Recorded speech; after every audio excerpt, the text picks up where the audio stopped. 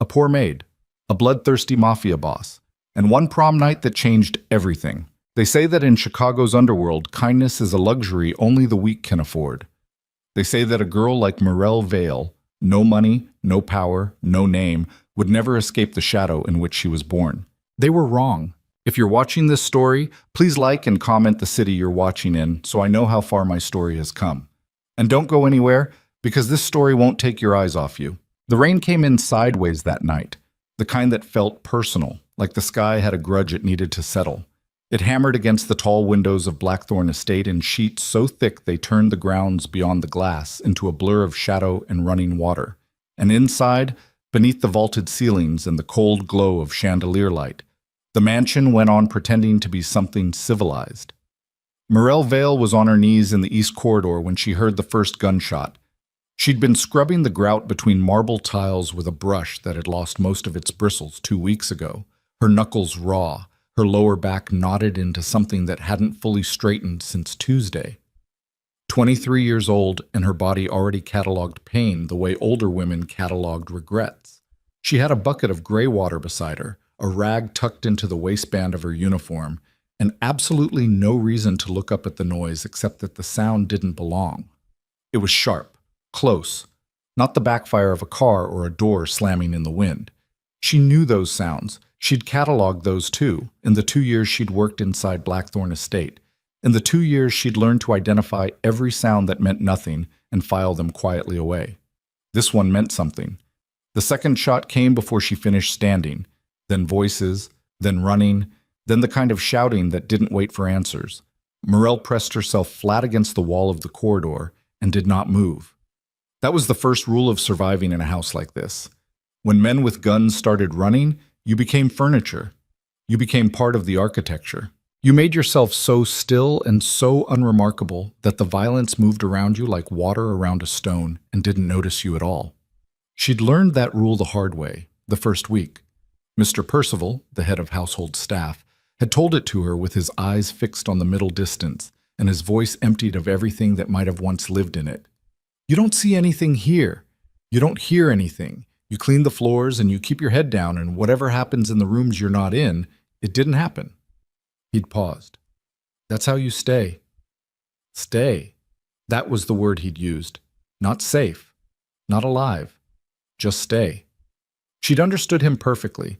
But the third shot came from the direction of the main study, and the main study was 40 feet down the corridor, and between her and whatever was happening in it, the hallway was open floor with nowhere to hide, and a man she didn't recognize was running toward her with blood on his jacket and a gun in his right hand, and the look of someone who had already decided how this night ended. Morel flattened herself into the shallow alcove beside the service door. The man ran past without seeing her. His footsteps hammered the marble, and then the sound swallowed itself around the corner, and she was alone again in the corridor with the rain at the windows, and her own pulse beating so loud in her throat it felt obscene. She should have gone the other way. Down the servants' stairwell, through the kitchen passage, out the side entrance that led out onto the delivery lane, where the gravel was worn smooth by tire tracks and nobody ever watched the cameras. She'd mapped that route in her head the same way she'd mapped all the routes. Not because she planned to run, but because knowing how to run and not running were two completely different things, and she had always believed in the first. She went the other way instead. Later, she would not be able to explain this adequately, even to herself. The best she could do was admit that some decisions don't come from thought. They come from something older and less rational that lives in the body's marrow and acts before the mind has finished asking permission. What she found at the study door was the aftermath of something fast and brutal. 2 men down on the floor. Security, she recognized one of them, Harlan, who'd once held the service elevator door for her during a catering delivery without being asked, and had seemed embarrassed afterward that he'd done something decent. Harlan wasn't moving. The other man wasn't either. And in the center of the room, behind the massive oak desk that dominated the space like a throne, sat Dorian Vexley.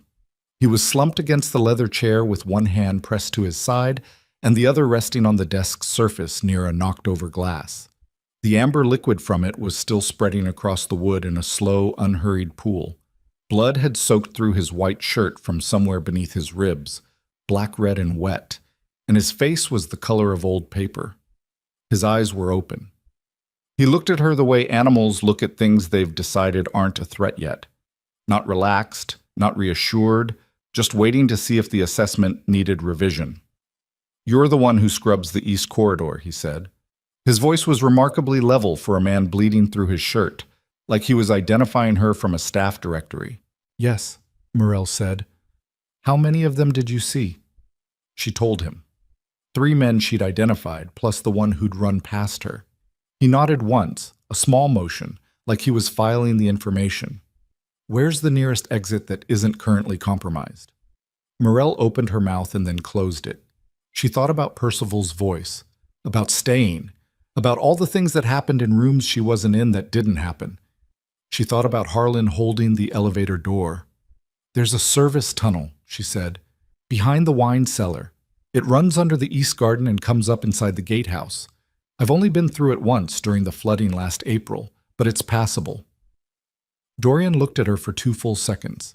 She had the unsettling impression that he was calculating something very specific and arriving at a number that surprised him. "Can you get me there?" She looked at the blood on his shirt. "You'll need to be able to walk." "I can walk?" "You're bleeding heavily." "I've bled before." That was probably true and also completely beside the point, but she did not say so. Instead, she crossed to him because apparently that was the decision she was making, and she took the hand he offered. He stood with a controlled effort that must have cost him considerably, though his face gave almost nothing away, and she grabbed the half-empty decanter of water from the credenza by the door and the first aid kit from the drawer below it, because she'd stocked that drawer herself 6 months ago on a quiet afternoon when Percival was off-site, and she'd had nothing else to think about except the particular anxiety of being in a house full of danger without even aspirin. "This way," she said, and led the most feared man in Chicago's underworld out of his ruined study and down into the dark. The tunnel smelled like cold stone and old water. Morel had a small flashlight on her keychain, another habit, another filed-away preparation, and it threw a pale yellow circle on the passage ahead of them that wasn't wide enough to be comfortable but moved well enough. She went first. Dorian moved behind her with a hand occasionally pressed against the tunnel wall for balance, though he kept his breathing controlled and said nothing about pain. The tunnel was maybe 200 feet. It felt longer. At the midpoint, Dorian said, "Why didn't you leave?" It wasn't quite a question. It had the cadence of one but the weight of something else. "I don't know," Morel said, and meant it. "Everybody leaves," he said, given the option. "Everybody who isn't paid to stay." "I wasn't thinking about that." "What were you thinking about?" Morel turned the corner of the tunnel and found the upward grade that led toward the gatehouse door. She said, "Harlan held the elevator for me once." A pause. "Harlan's dead." "I know." Nothing more was said for the remaining stretch of tunnel. The gatehouse was empty. Whatever had hit the estate tonight had come from inside, or had moved fast enough to bypass the gate entirely, and the gatehouse's single occupant was either gone or somewhere Morel wasn't going to find him in the dark. She got Dorian to the narrow cot in the back room, used by overnight security during winter watch shifts, and told him to lie down, and he did, which told her more than anything else had so far about how badly he was actually hurt. She cut the shirt away from the wound with the scissors from the kit. The entry was low on the left side, just below the ribs. The bullet had gone through. She found the exit wound when she worked her hands under him, and he made the only sound of pain she'd heard from him so far, a single sharp exhale through his nose. And the bleeding was serious, but not the kind of serious that meant he was already gone. She'd grown up with a mother who worked the night shift in a South Side emergency clinic, and had spent enough of her childhood doing homework in the waiting room to have absorbed, by osmosis, a working knowledge of what bad looked like versus survivable. This was survivable. Barely. If she moved correctly and he didn't do something stupid. She packed the wound with gauze and pressed hard and told him to hold it while she worked on the suture kit she'd included in the drawer supply, because she'd watched enough procedure videos during the long insomniac stretches of her first year at Blackthorn to know the theory even if her hands had never done it. "This is going to hurt," she said. "Everything hurts," Dorian said, and looked at the ceiling, and let her work. She stitched him by flashlight with her jaw set and her hand steadier than she had any right to expect. He made no sound during the procedure. She made no conversation. The rain outside had eased to a steady drum, and somewhere in the direction of the estate the sound of sirens had joined the night, and they both heard it, and neither of them mentioned it. When she was done, she sat back on her heels and looked at what she'd done. It was not clean. It was not the work of a trained professional. But the bleeding had slowed to something manageable, and the wound was closed, and if infection didn't set in within the next 48 hours, he had a genuine chance. Dorian turned his head and looked at her. "You know who I am," he said. "Yes." "Then you know that this is the kind of thing people trade on. What you did tonight." "I'm not going to trade on it," Morel said. "Most people say that." "I'm not trading on it," she repeated, flatly, in a tone that she hoped communicated that she was not most people, and that she'd prefer not to be categorized alongside them. Another long look, the same calculating quality from the study, but something had shifted in it. Like the variable he was working with had changed. "You're going to need to stay off the estate," he said. "They'll assume you helped me. Severin's people will—" "Severin," she repeated. Dorian's expression didn't change, but something behind it did. A small, controlled tightening. "My uncle. He manages the financial networks." A beat. "He wanted me gone." "Your own uncle." "This is not a surprising story in my world." Morel looked at him for a moment. She thought about the estate she couldn't go back to, the 3 dresses she kept in the staff quarters, and the $200 in savings folded under the mattress, and the journal she'd kept since she was 16 that was still in the drawer of her bedside table and was now inaccessible. She thought about all of that with a kind of numb, disembodied clarity, the way you think about loss when it's too immediate to fully feel. "Where can we go?" she said. Not where can you go. We. She didn't entirely know why she'd said it that way. She suspected she would think about that choice of pronoun for a long time afterward. Dorian told her about the cathedral. It was off the grid, off the books. An old building on the city's edge that had been sold to a shell company Severin didn't know about. One of the few properties Dorian had kept entirely compartmented from the rest of the Empire's financial structure. A precaution.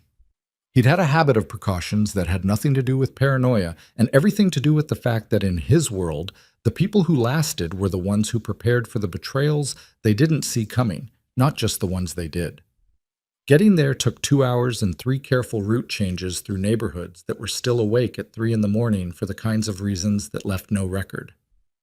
Morel drove the gatehouse's spare vehicle, an unmarked gray sedan that she'd found the keys to in the cabinet by the door, with Dorian in the passenger seat, pale and very still, and occasionally checking his phone with the focused economy of a man triaging a catastrophe. He told her at one point that the estate had gone dark, that his primary security team was dead or missing, that Severin's announcement would go out by morning, and the city's underworld would wake up believing that Dorian Vexley had been killed in his own home. "Is that useful?" she asked. He looked at her sideways. "What do you mean?" "If they think you're dead, is that useful?" A pause. "Potentially." "Then let them think it," Morel said. "For now." He was quiet for a moment. Then, "You think tactically.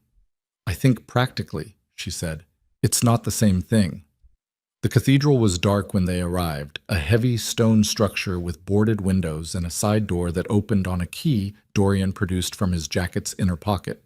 Inside it was cold and smell of stone, and the particular musty stillness of a space that had been sealed up and left to wait. Old pews pushed against the walls. A generator in the back room that kicked on with a reluctant mechanical groan when Dorian hit the switch, powering a handful of LED work lights that turned the space from complete darkness into something merely dim and navigable. There were supplies, not luxury, canned goods, water, a first aid kit better stocked than anything she'd improvised from the Blackthorn drawer, blankets in vacuum-sealed bags still in their packaging. Dorian lowered himself onto one of the pews with the careful movement of a man who'd accepted that his body was going to make him pay for every action and had decided the accounting was worth it. He looked at the space. Then he looked at her. "There's no reason for you to be here," he said. "You understand that. Whatever obligation you think you had, it ends at the door. You brought me here. That's done." Morel was looking at the supplies, counting, thinking about 48 hours and infection risk and the way his color still wasn't right. "You can't take care of yourself," she said. "Not yet. Not for a couple of days, at least." "I've managed." "You couldn't stand up without help 40 minutes ago." She said it without cruelty, just as a fact she was presenting for his consideration. "I'm not leaving because you'd be dead before the week was out, and I did not stitch that wound in the dark for it to be wasted." He looked at her for a long moment. "You're angry," he said. "I'm practical," she said again. "Go to sleep." He almost did something with his mouth that might, in another man, in a different life, have been the beginning of a smile. He didn't complete it. He lay down carefully on the pew and closed his eyes, and Morel sat with her back against the stone wall and listened to the rain ease toward nothing outside and watched the LED lights flicker slightly when the generator breathed and thought about how completely and permanently her life had changed in the last 4 hours. She was not frightened. That surprised her. Or rather, she was, in some abstract way, aware of the things that should be frightening her. The men who would be looking for Dorian by morning, the men who would realize she'd helped him and add her to whatever accounting was being done. The fact that she had no money and no plan and no way back to any version of the life she'd had before tonight. She was aware of all of it, but what she felt, sitting in the cold and the dim light, with the world's worst version of a patient breathing quietly on an old pew 12 feet away from her, was not fear. What she felt was the specific, particular sensation of someone who has been moving sideways through life for years, invisible, peripheral, careful not to take up space, and has just, for the first time, moved in a direction entirely her own. It wasn't comfortable. It wasn't safe. It didn't look like anything she'd planned for. But it was hers. She pulled her knees to her chest and wrapped her arms around them and kept watch through the dark hours. And outside the city went on being the city, loud and indifferent, and inside the cathedral the generator hummed and the man who ran half of Chicago slept, for the first time in what she would later learn had been years, without a gun in his hand. By dawn, every underworld contact in the city had received the same message. Dorian Vexley is dead, and somewhere in a cold stone building at the city's edge, Dorian Vexley opened his eyes to find the woman who had saved his life watching the door with the careful stillness of someone who had learned, very young, that the only person you could rely on to keep watch was yourself. He looked at her for a long moment before she noticed he was awake. Then he said, quietly, "What's your name? Your full name?" She turned. "Morel. Morel Vale." He said it once, under his breath, like he was registering it somewhere internal. "Morel Vale," he repeated. "The city thinks I'm dead. My uncle has control of my empire. I have a bullet wound stitched with field supplies by a woman who stocks first aid kits in furniture drawers." A pause. "Tell me why I should believe this doesn't end badly." Morel looked at him steadily. The morning light was coming thin and gray through the cracks in the boarded windows, and it fell across the stone floor in pale lines. "Because," she said, "they don't know you're alive, and that's the only advantage you have, and I'm the only person in this city right now who knows the truth." She held his gaze. "So the question isn't whether this ends badly. The question is what you're going to do with the time before they find out." Dorian stared at her, and for the first time since the gunshot that was supposed to end him, something moved behind his eyes that had nothing to do with calculation. Something that was older than strategy and considerably more dangerous. Outside, Chicago was waking up to a lie, and inside the cathedral, the lie was already beginning to turn into something else entirely. 3 days inside the cathedral, and Morel had developed a system. She woke before Dorian, not because she'd said anything, but because her body had always operated on anxiety's schedule, pulling her out of sleep an hour before she needed to be anywhere, as if her nervous system didn't trust her to prepare in time. She'd checked the wound first. Temperature, coloring, the integrity of the stitches. She'd done it 4 times on the first day, 3 on the second, twice on the third, which was either evidence of improving conditions or of her adjusting her vigilance downward in a way that would probably cost her. So far it hadn't. The wound was holding. The infection she'd been braced for hadn't materialized. She attributed this partly to the antibiotics she'd found in the better-stocked kit, and partly to the fact that whatever Dorian Vexley was made of, it didn't give ground easily. He ran a low fever on the second night that broke before morning.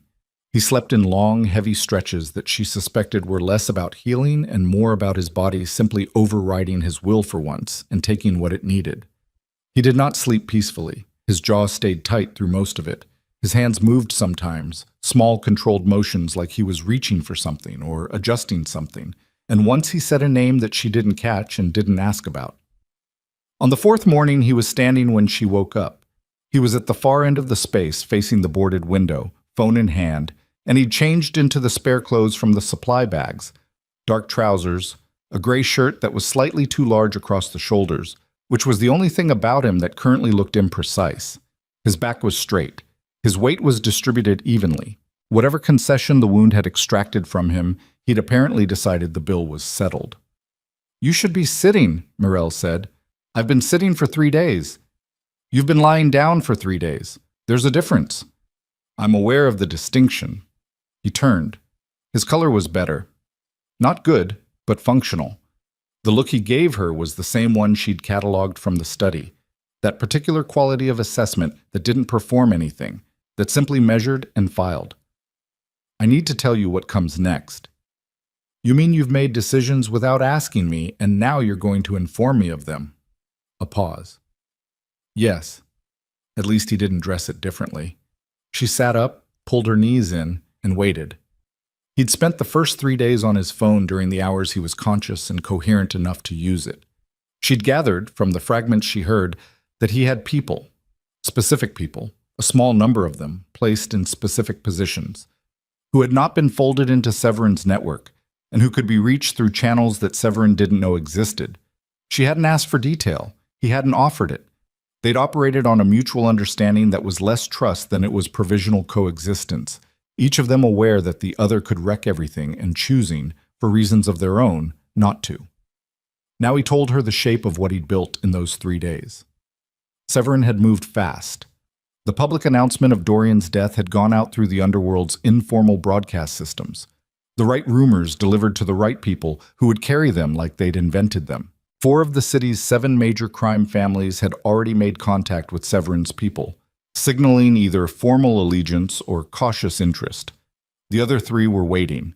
The financial networks Severin controlled, which were, in Dorian's flat accounting of it, extensive enough to render the empire functionally headless without them, had already begun redirecting. "He's moving too fast," Dorian said. "He expected resistance. When there wasn't any, he accelerated." "That's a mistake," Morel said. "Yes. Because it means he's not consolidated. He's holding paper." Dorian looked at her. "What?" she said. "Where did you learn to read power structure?" "I grew up in a building managed by a man who owned 12 other buildings," she said. "When he tried to expand too quickly, he lost 3 of them inside a year. You learn what overextension looks like." She held his gaze. "Also, I read." Something behind his eyes shifted. Not the smile he hadn't finished 3 days ago. Something quieter than that. "The Sovereign Ball," he said. She'd heard the name. It was one of those things you heard if you worked inside Blackthorn long enough. The annual gathering of the city's criminal infrastructure, dressed in formal clothes and given a veneer of civilization that didn't fool anyone who had eyes. It happened every year in the 3rd week of the month, at Sovereign Hall on the north side, and attendance wasn't optional if you had power worth acknowledging. This year's ball was 11 days away. "You want to go?" Morel said. "I need to go. There's a difference. You need to go to an event where every person there will either be loyal to the man who just tried to kill you or trying to decide if they should be." "Yes? That's insane. It's the only viable option. Severin's power right now is a story. It's a narrative he's selling. Dorian is dead. The Empire needs new leadership. Here I am. If I walk into that ballroom alive, the narrative collapses. The families who are waiting to see which way this resolves will see which way it resolves." He said it without drama, the way you state mechanical facts. A ghost is harder to sell than a corpse. Morel thought about it. She did this visibly. She didn't perform neutrality when she was working through something, and she'd noticed early that Dorian seemed to register this as information rather than weakness, which was either unusual in his world or simply unusual in the people he was accustomed to dealing with. You'll need someone with you, she said. I have people who, not your people. Someone who doesn't look like your people. She stopped, looked at him carefully. The story isn't just that you're alive. The story is what you look like when you walk in, what you walk in as. And you think that's you. I think you showing up alone looks like you survived. I think you showing up with someone unexpected looks like you planned it. She let that sit for a second. I think it changes what the room sees before you've said a single word. Dorian was quiet for long enough that the generator's hum became noticeable. You'd be in the room, he said, with every person who wants me dead. I was in the building when they tried to kill you the first time, she said. I managed. That was different. How? You were invisible then. Yes, Morel said, and now they'll see me. Which is the point. He turned back to the boarded window.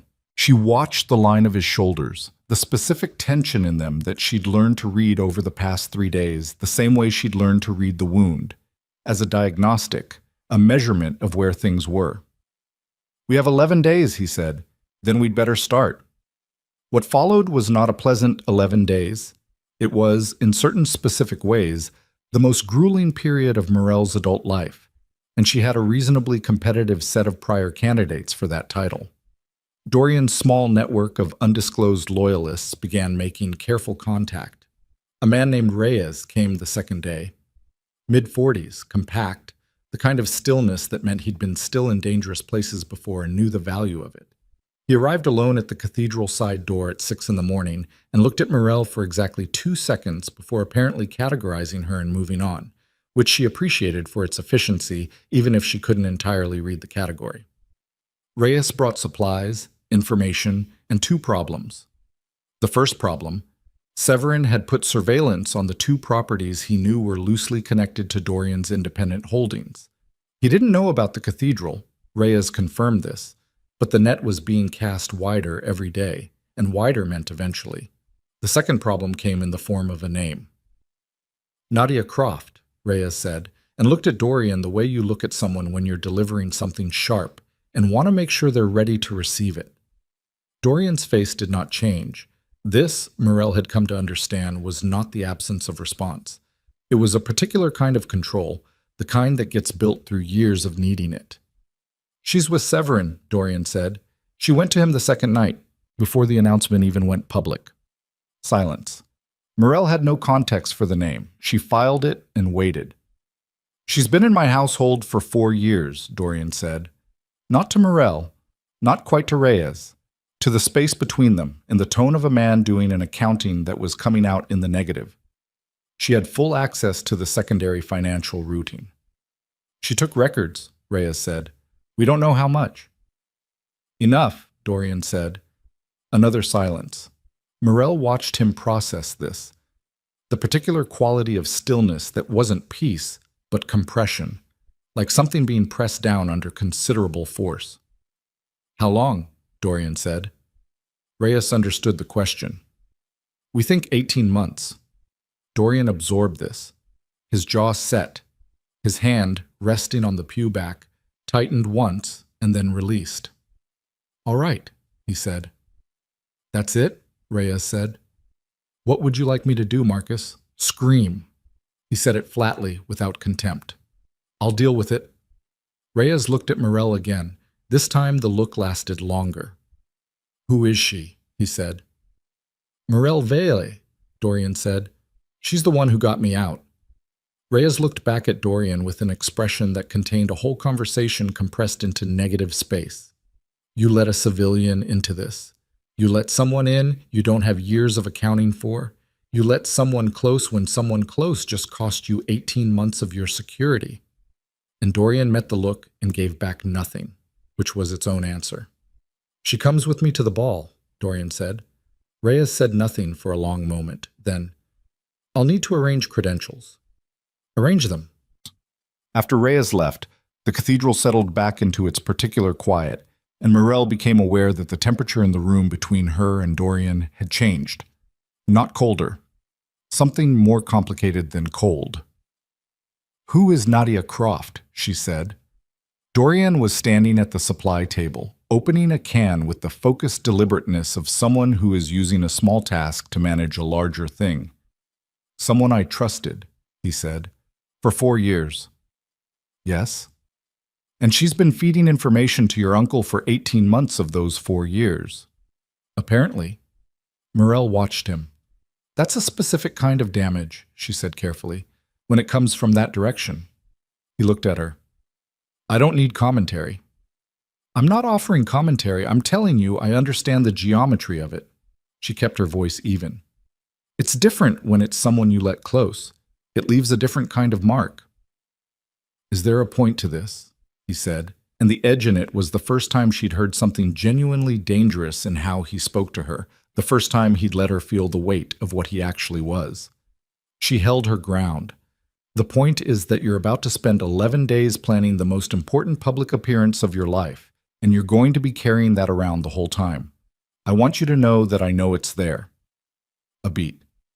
"So you don't have to pretend it isn't." The silence that followed was a long one. "Eat something," he said finally.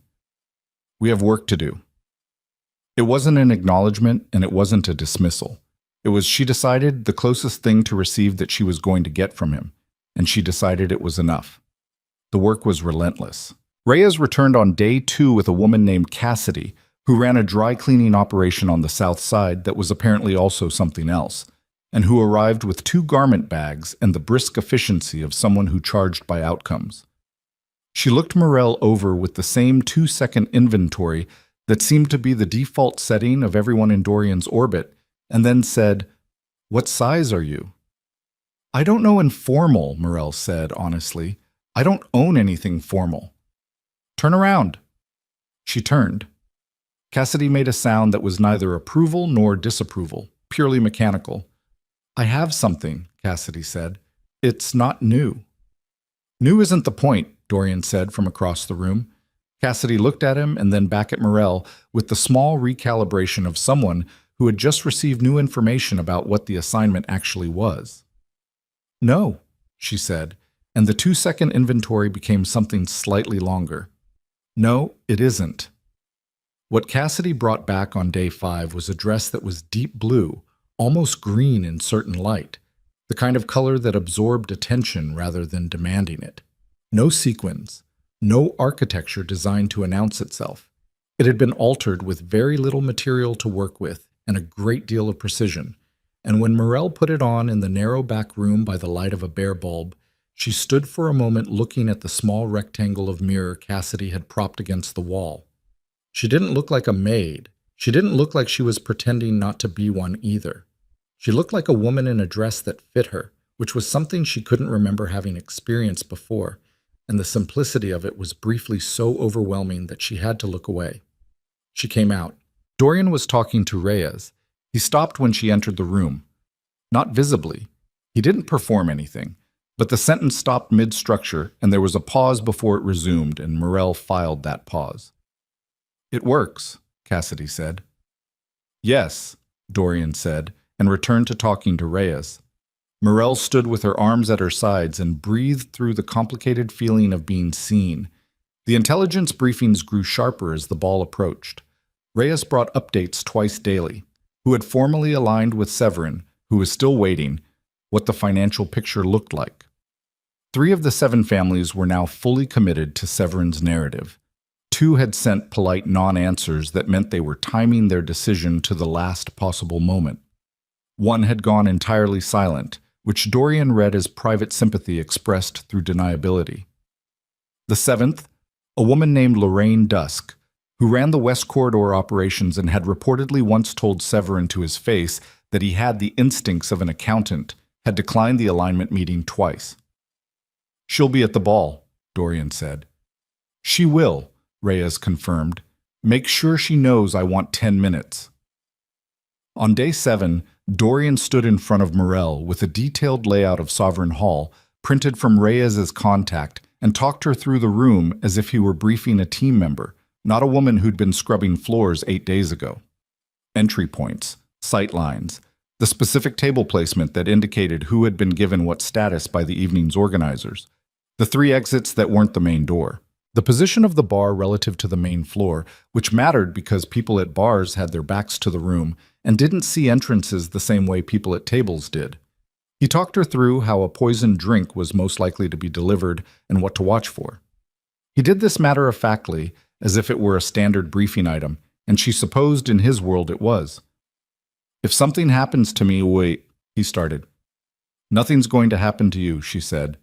Mirel, I heard what you were going to say, and I'm telling you we're not planning for that.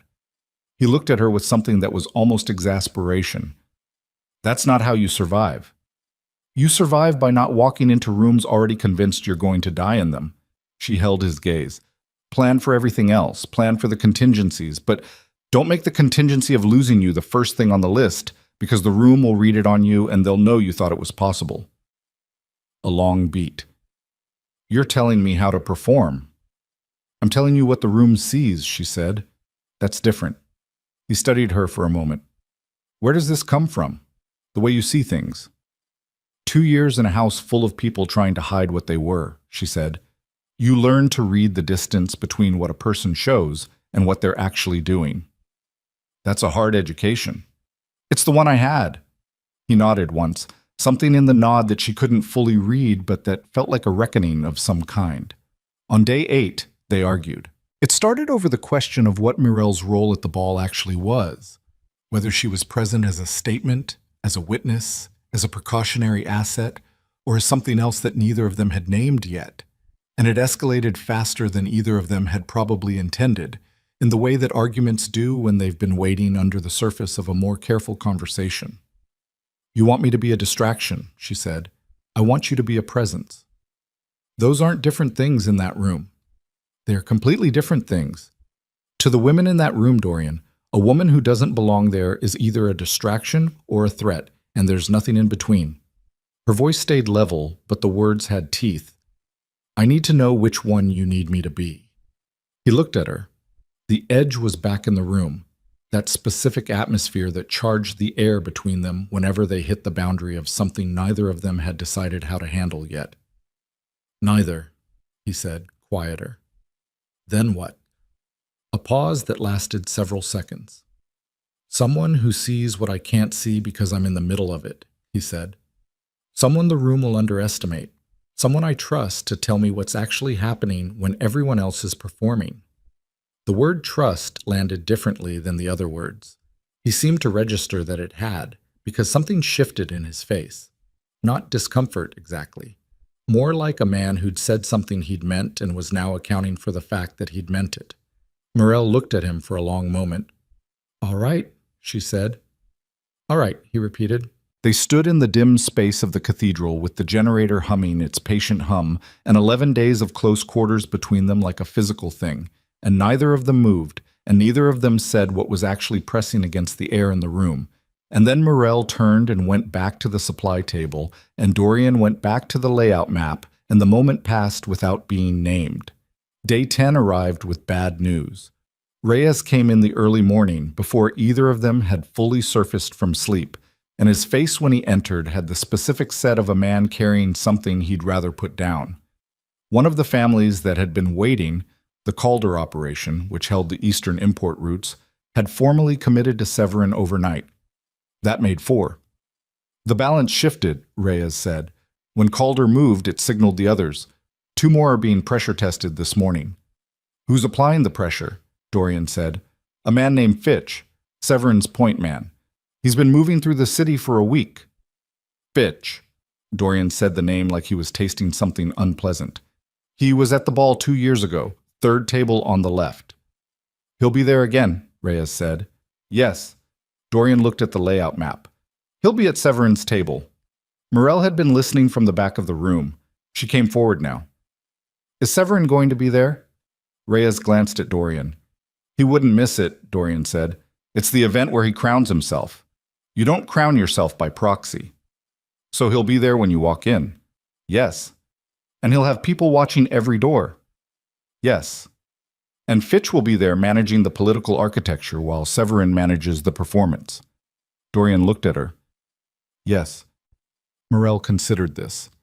She thought about the room she'd never been in, the people she'd never met, The specific weight of a space where everyone was performing safety and everyone was calculating risk, and somewhere in the middle of it, a man would look across the room and see the ghost he'd made. He'll try to control how the room sees it, she said.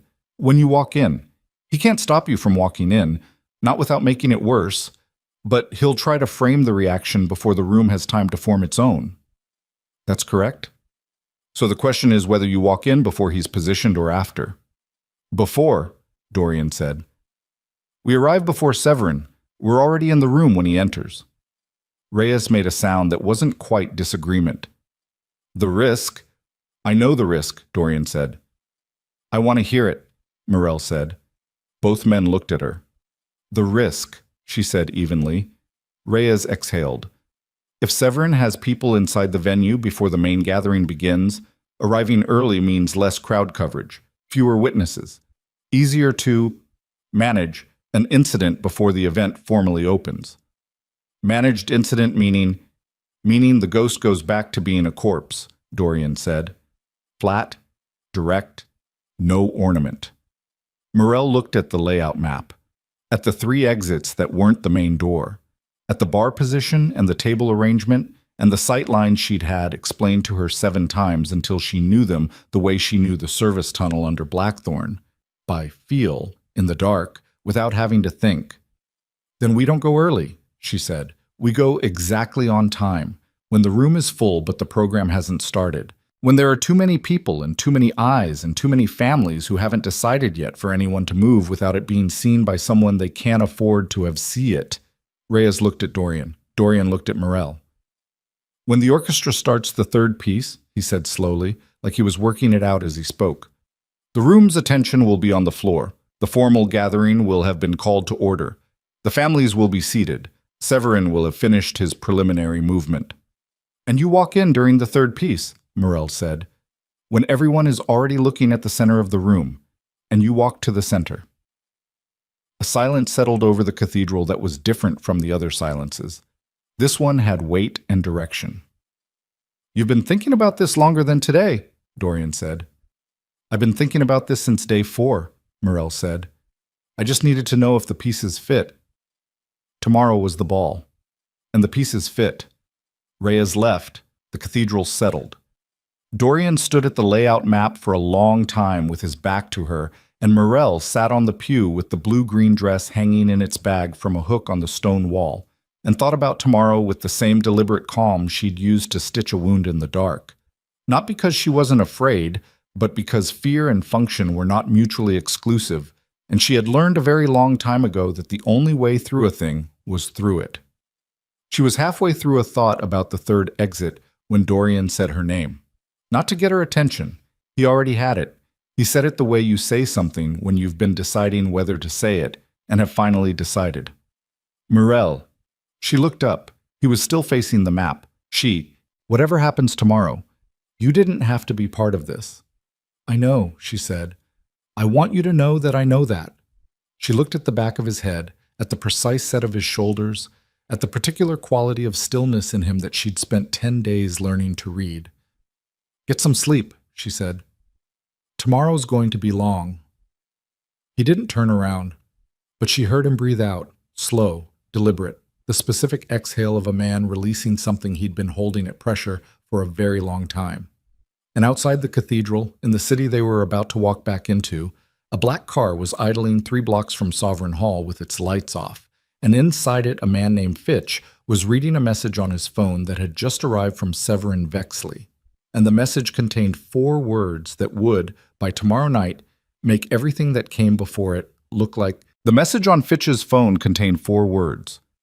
She knows about Nadia. Morel did not know this yet. She would not know it until the night had already taken its shape, and the shape was wrong, and by then the knowing would arrive not as information, but as impact. The specific physical sensation of understanding something too late to change it. But that was later. First, there was the ball. Sovereign Hall was the kind of building that had been designed to make people feel small before they walked through the door.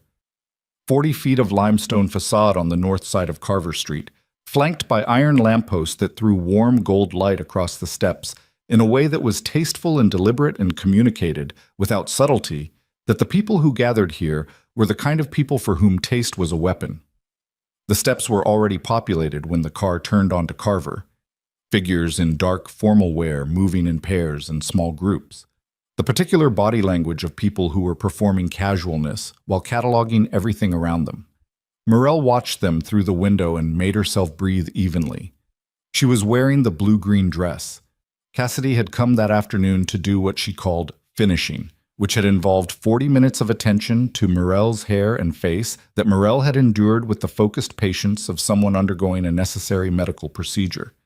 The result was not theatrical. It was not the kind of transformation that announced itself. It was something quieter and more unsettling. It made her look like herself, precisely and without apology, which was more confrontational than glamour would have been.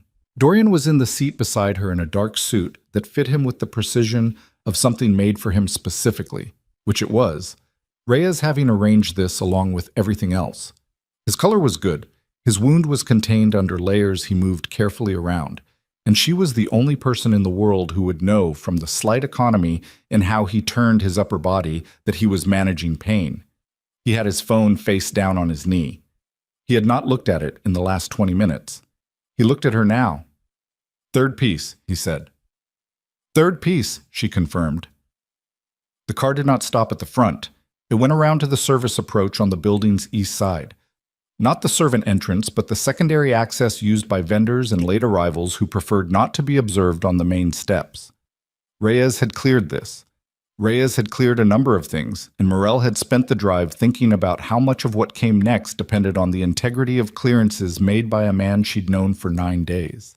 She thought about this, and then she stopped thinking about it, because it was not a productive direction, and the car had stopped and the door was opening. The side corridor of Sovereign Hall smelled like old stone and fresh flowers. Someone had placed white arrangements every 20 feet, which was either aesthetic or the event organizer's attempt to make the air inside a building full of criminals smell like something other than what it was. Morel walked beside Dorian and did not look at the staff they passed, though she felt their eyes and cataloged the quality of the attention, professional and averted, which meant Reyes's arrangements held here too. They reached the anteroom outside the main ballroom at 11 minutes past the opening of the formal proceedings. Through the door, the orchestra was playing. Morel counted. 1 piece. Something sweeping, welcoming, the kind of music that told people to take their seats and stop talking to each other about the things they'd been saying in the corridors. She felt rather than heard the shift in the room's energy as the piece ended and the applause rose, polite and measured, the specific sound of people clapping because the social architecture required it. Second piece. Dorian stood beside her in the anteroom and said nothing. His breathing was controlled. His hands were still. She glanced at his profile and saw the particular compression she'd come to recognize, the thing being pressed down under force, and she moved, without thinking about it, and stood 2 inches closer to him than she had been. He didn't look at her, but something in his posture adjusted, so slightly it was barely visible, like a frame that had been slightly off level finding its true position. The second piece ended. 1 beat, 2. The orchestra began the third. Dorian looked at her. She looked at him. Neither of them said anything. She took his arm. Not the wounded side. The other. And they walked through the door. The room did not go silent all at once. It went silent in a wave, the way a crowd silences when something happens that the people closest to it register first, and then it radiates outward. A ripple of stopped conversations and turned heads that spread from the door toward the far wall in the time it took them to cross the first 10 feet of the ballroom floor. By the time they reached the center, the orchestra was the only sound in the room. Then even the orchestra stopped. Morel kept her eyes forward. She kept her shoulders back and her chin level, and she moved with the particular quality she'd spent 2 years developing in corridors where powerful people looked through her, the quality of someone who had decided not to require permission to be where they were. She had always used it to make herself small. Tonight she let it make her present. She felt the room on her like a physical thing. 200 eyes with 200 calculations behind them. She heard the breathing of the woman at the nearest table draw in sharp. She heard a glass set down on linen with more force than was intended. She felt, specifically and distinctly, the particular weight of one gaze from the far end of the room that was different from the others. Heavier, older. The gaze of a man whose entire operating structure had just been told it was built on a fiction. She did not look at Severin Vexley. Not yet. Dorian released her arm and walked 3 steps forward and stood in the center of the ballroom floor alone, under the light of the chandeliers, and let the room look at him. He did not speak immediately. He let the silence do its work. He had the specific patience of a man who understood that sometimes the most powerful thing was to make other people fill the quiet, and that the quality of what they filled it with would tell him everything he needed to know about where everyone stood. Then he said, at a conversational volume that the silence carried to every corner of the room, "I appear to have been reported dead." Nobody laughed. A few people almost did, and the effort of stopping themselves was visible. "I want to apologize for any scheduling conflicts this may have caused." This time, someone at the back of the room made a sound that was involuntary and quickly suppressed. Morel clocked the table, filed it. Dorian scanned the room with the slow deliberateness of a man reading a document he's read many times before but wants to be absolutely certain about. His gaze moved from table to table. People who met it looked away. People who didn't look away were either in his corner or calculating whether they could afford to be. Then he looked at Severin's table. Morel looked too. Severin Vexley was 61 years old and built like a man who had once been imposing and had settled, over decades, into a more compact and considered version of the same thing. Silver-haired, dressed with the conservative precision of someone who wanted to be read as institutional rather than dangerous. He had a face that was good at neutrality. She could see why, looking at it now, he'd survived in the same orbit as Dorian for years without being identified as a threat. He had the face of a man who was always the most reasonable person in the room. He was standing. He had stood when Dorian walked in, along with most of the room, and now everyone else had slowly resumed sitting, but Severin was still standing, and the 2 men were looking at each other across 40 feet of ballroom floor in a silence that had its own temperature. "Nephew," Severin said. "Uncle," Dorian said. The word landed like something thrown. What followed was not a confrontation. It was more surgical than that.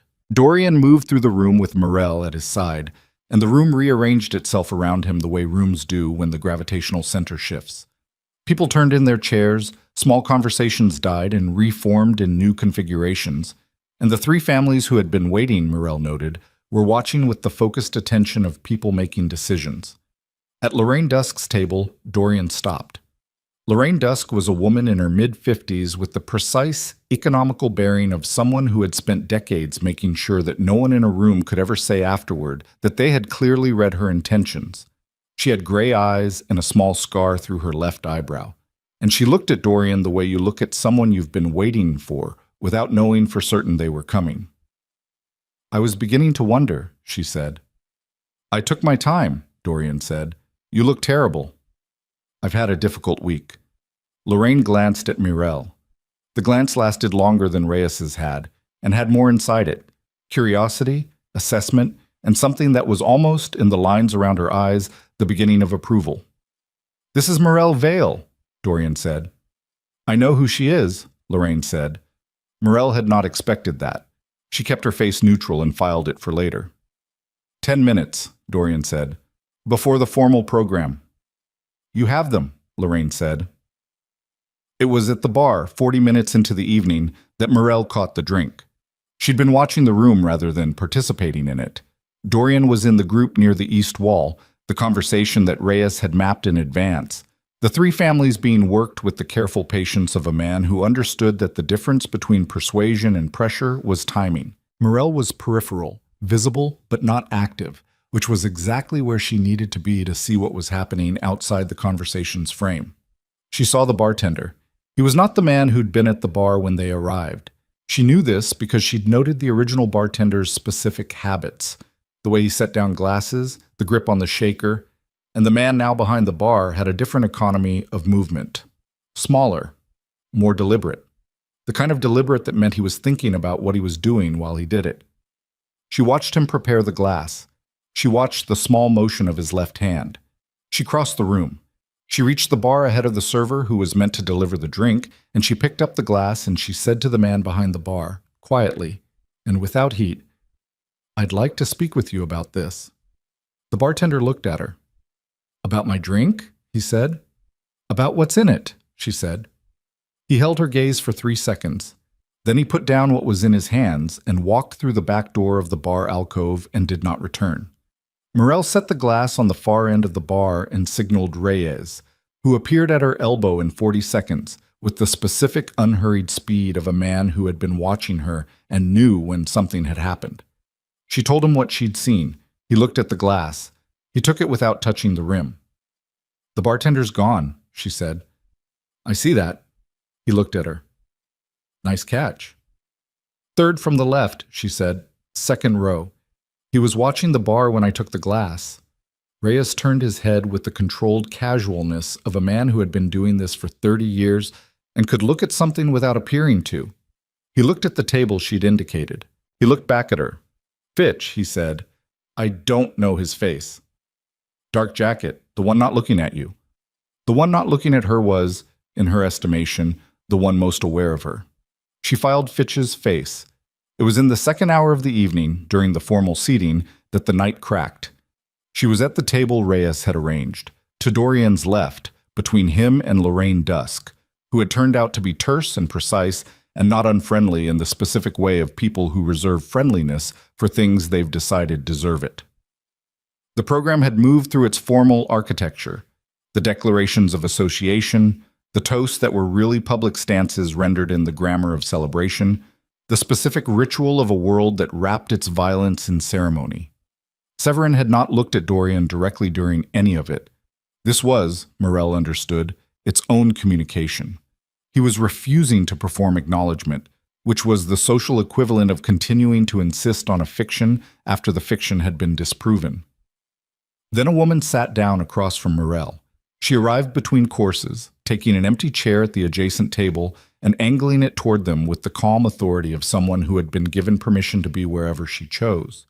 She was perhaps 35, dark-haired, wearing a red dress that was expensive in the specific way of things that don't need to announce it, and she looked at Morel with an expression that was entirely without hostility, and was therefore, Morel decided immediately, more dangerous than open dislike would have been.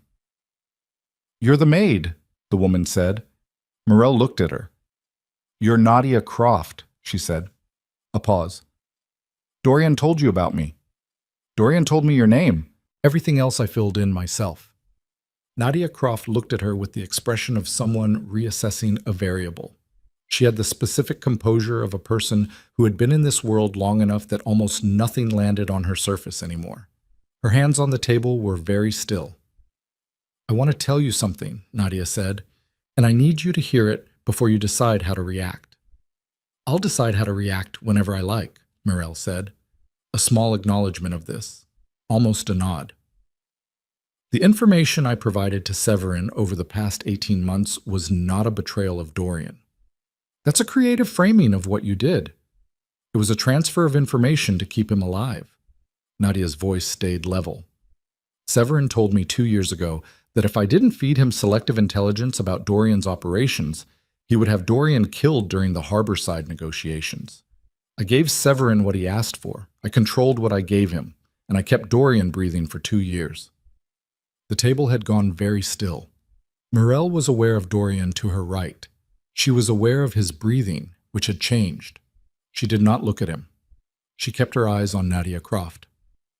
"You could have told him," Morel said. "He would have moved against Severin immediately," Nadia said. "Severin had 3 families in alignment then that he doesn't have now. Dorian would have lost." She looked at Morel without flinching. "I made a calculation. For 2 years. Yes. Alone. Yes." Morel held her gaze. "And now?" Nadia's composure for the first time showed something underneath it. A hairline fracture.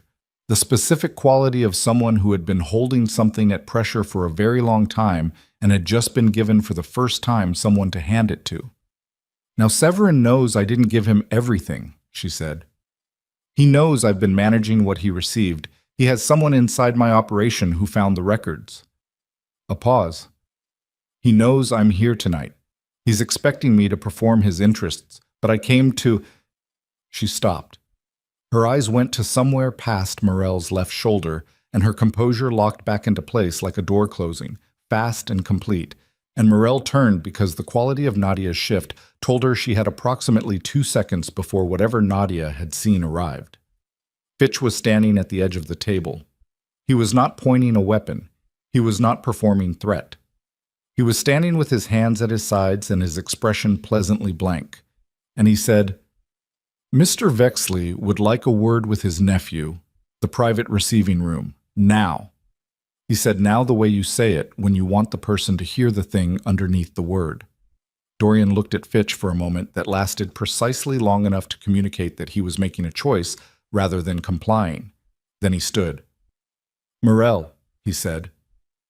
"I'm coming," she said. "Mr. Vexley's request was specific," Fitch said. "I'm coming," Morel repeated, and stood. And Fitch looked at her with the specific quality of a man recalculating a variable and finding that it changed the outcome more than he preferred. He let them both through. The private receiving room was off the main corridor, so a space designed for exactly this kind of conversation. Walls thick enough and distance sufficient from the main hall that the orchestra was reduced to a vibration rather than a sound. Chairs, a drinks table, a painting on the far wall of something maritime that nobody had ever looked at. Severin was already there. He was standing with a glass in his hand and the specific composed stillness of a man who had arranged a room and was waiting to see how the people he'd put in it behaved. He looked at Dorian with something that was almost appallingly paternal, the look of someone performing disappointment in a person they had expected better of. "Sit down," he said. "I'll stand," Dorian said. Dorian. The name in Severin's mouth had a texture to it, the particular weight of someone who had used a name as an instrument of control for a long time and still believed it worked. "You're wounded, you're operating on 4 days of real sleep, and you've just walked into a room that I control the exits of. Sit down." Dorian did not sit.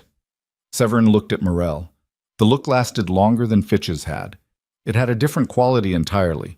Not recalculation, but something colder. The look of a man who had already done the accounting on her and arrived at a number. "This is interesting," Severin said. "The maid." "Her name is Mirella Val," Dorian said. "I know her name. I know rather a lot about her, actually." Severin set down his glass with a small, precise motion. "Her mother worked the night clinic on the south side for 11 years. She has a journal she keeps under the mattress of her staff quarters, which I'm told is full of observations about the people in this building that are quite perceptive. She has $200 in savings." He paused. "She has a brother." The room shifted. Morel felt it, not as a change in temperature or atmosphere, but as something internal, the specific physical sensation of a threat that hasn't been spoken yet arriving in the body before the mind has finished processing it. She did not let anything show. "Marcus," she said, and her voice came out level, which cost her more than she intended to spend. 24 years old, Severin said. "Works the loading dock at a warehouse on the west side. Leaves at 11, walks home." He looked at her with the composed magnanimity of a man who believed he was being generous. "I don't want anything to happen to him." "Don't," Dorian said. "I'm not doing anything," Severin said. "I'm describing a situation. The situation is that my nephew has made a series of choices that have complicated an otherwise manageable transition of leadership, and I'm looking for a way to resolve those complications without further cost to anyone." "And the resolution looks like what?" Dorian said. "You step back," Severin said. Simply, like it was the most reasonable thing in any room. "You take your time, you recover from your injuries. The Empire continues under stable guidance, and everyone who was part of your recent activities, Reyes the Dusk Woman, your various undisclosed arrangements," his eyes moved to Morel, "is given the opportunity to make different choices." "And if I don't step back," Dorian said. Severin picked up his glass again. "Then the situation on the west side becomes unfortunate, and we revisit this conversation under different conditions." The silence in the room was the specific silence of a decision being made. Morel stood very still and breathed through the thing that was happening in her chest. The thing that was cold and bright and wanted to be fury, but was not yet. because fury was too simple for what this was.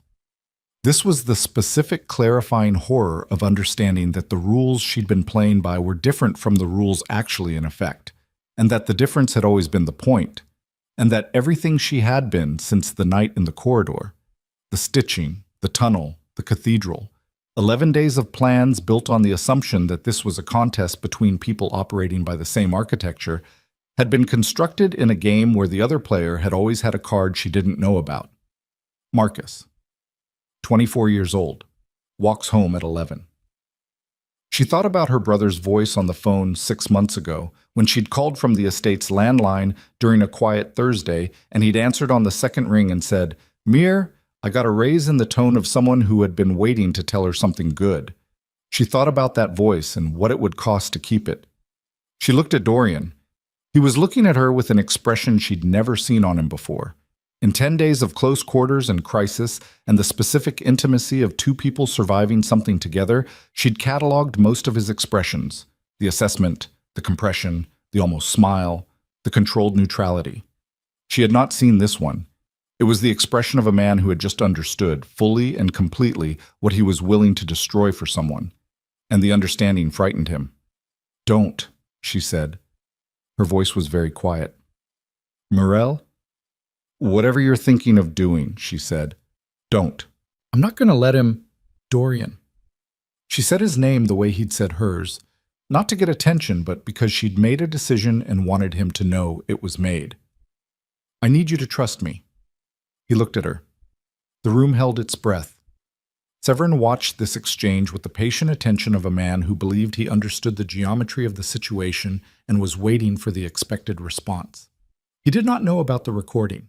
Morel had started it 40 minutes ago, in the anteroom outside the ballroom, when something Reyes had said in the car had landed in a different configuration than it had the first time she'd heard it, Severin told me 2 years ago, and she'd thought about Nadia Croft and managed information and the specific principle that the most dangerous thing in a room is the person nobody is watching. The phone was in her left hand. She had held it against the fold of her dress throughout the receiving room conversation. The voice recorder had been running for 6 minutes and 40 seconds. It had Severin's voice on it. It had, "I don't want anything to happen to him, and the situation on the west side becomes unfortunate," and it had Fitch's presence in the room, which Reyes could identify, and it had Dorian's voice and her own, and the entire architecture of a man using the life of a civilian as a lever against the person who loved him. But the recording alone was not enough. She understood this with the cold clarity of someone who had spent 2 years inside a house full of powerful men and had learned the difference between evidence and leverage. Evidence required a system to receive it. Leverage required witnesses. She needed to get back into the ballroom. She looked at Severin and said, "I have a question." Severin looked mildly surprised, not the response pattern he'd expected from her. "Go ahead," he said. "How many of the families in that room do you think will still be aligned with you when they find out you threatened a civilian's life as a political instrument?" Severin's expression did not change, but something behind it did. A very small tightening, the first thing she'd seen on his face that wasn't chosen. "That's not the conversation we're having," he said. "It's the conversation we're about to have," Morel said, "in the room next door, in front of everyone who's still deciding. You'll walk out of this room when I say you walk out of—" "Fitch is going to step aside," Morel said, and looked at Fitch, and Fitch looked back at her, and she said quietly and directly, "Because what I have recorded on this phone is enough to make every person in that ballroom understand that Severin Vexley's leadership is built on threatening people who can't defend themselves. And the families in there, the ones still weighing their options, they need to know that's the model, because they all have someone." The room was very still. Fitch looked at Severin. Severin's face had gone through a very controlled series of adjustments and arrived at something that was not quite composed and not quite rage, and was, she thought, the specific expression of a man who had spent 40 years being the most dangerous person in every room and had just encountered for the first time someone who was not afraid of him, not because she was brave, because she had nothing left to lose that she hadn't already decided to spend. Dorian moved. He moved without announcement, covering the distance to the door in 3 steps, and his hand on Fitch's shoulder was not a grip but a fact, and Fitch, who had read the room with the competence of a man who survived by reading rooms, stepped aside. The door opened. The corridor beyond. The ballroom beyond that. The orchestra, the light, the 200 people who were still deciding. Morel walked through the door with the recording in her hand and the blue-green dress and the particular quality of someone who had decided, not in this moment, but long before it, in a corridor with a useless brush and gray water and a sound that didn't belong, that the only way through a thing was through it. Behind her, she heard Severin say something to Fitch in a voice stripped entirely of its managed composure. And in front of her, the ballroom doors were opening, and the light was spilling out. And what was about to happen was going to be, the ballroom doors opened and the light hit her like a physical thing. Morel did not slow down. Behind her, she could hear Dorian's footsteps, measured, controlled, the specific cadence of a man managing pain and refusing to let it manage him. And further back, the sound of the receiving room door hitting the corridor wall harder than Severin had intended.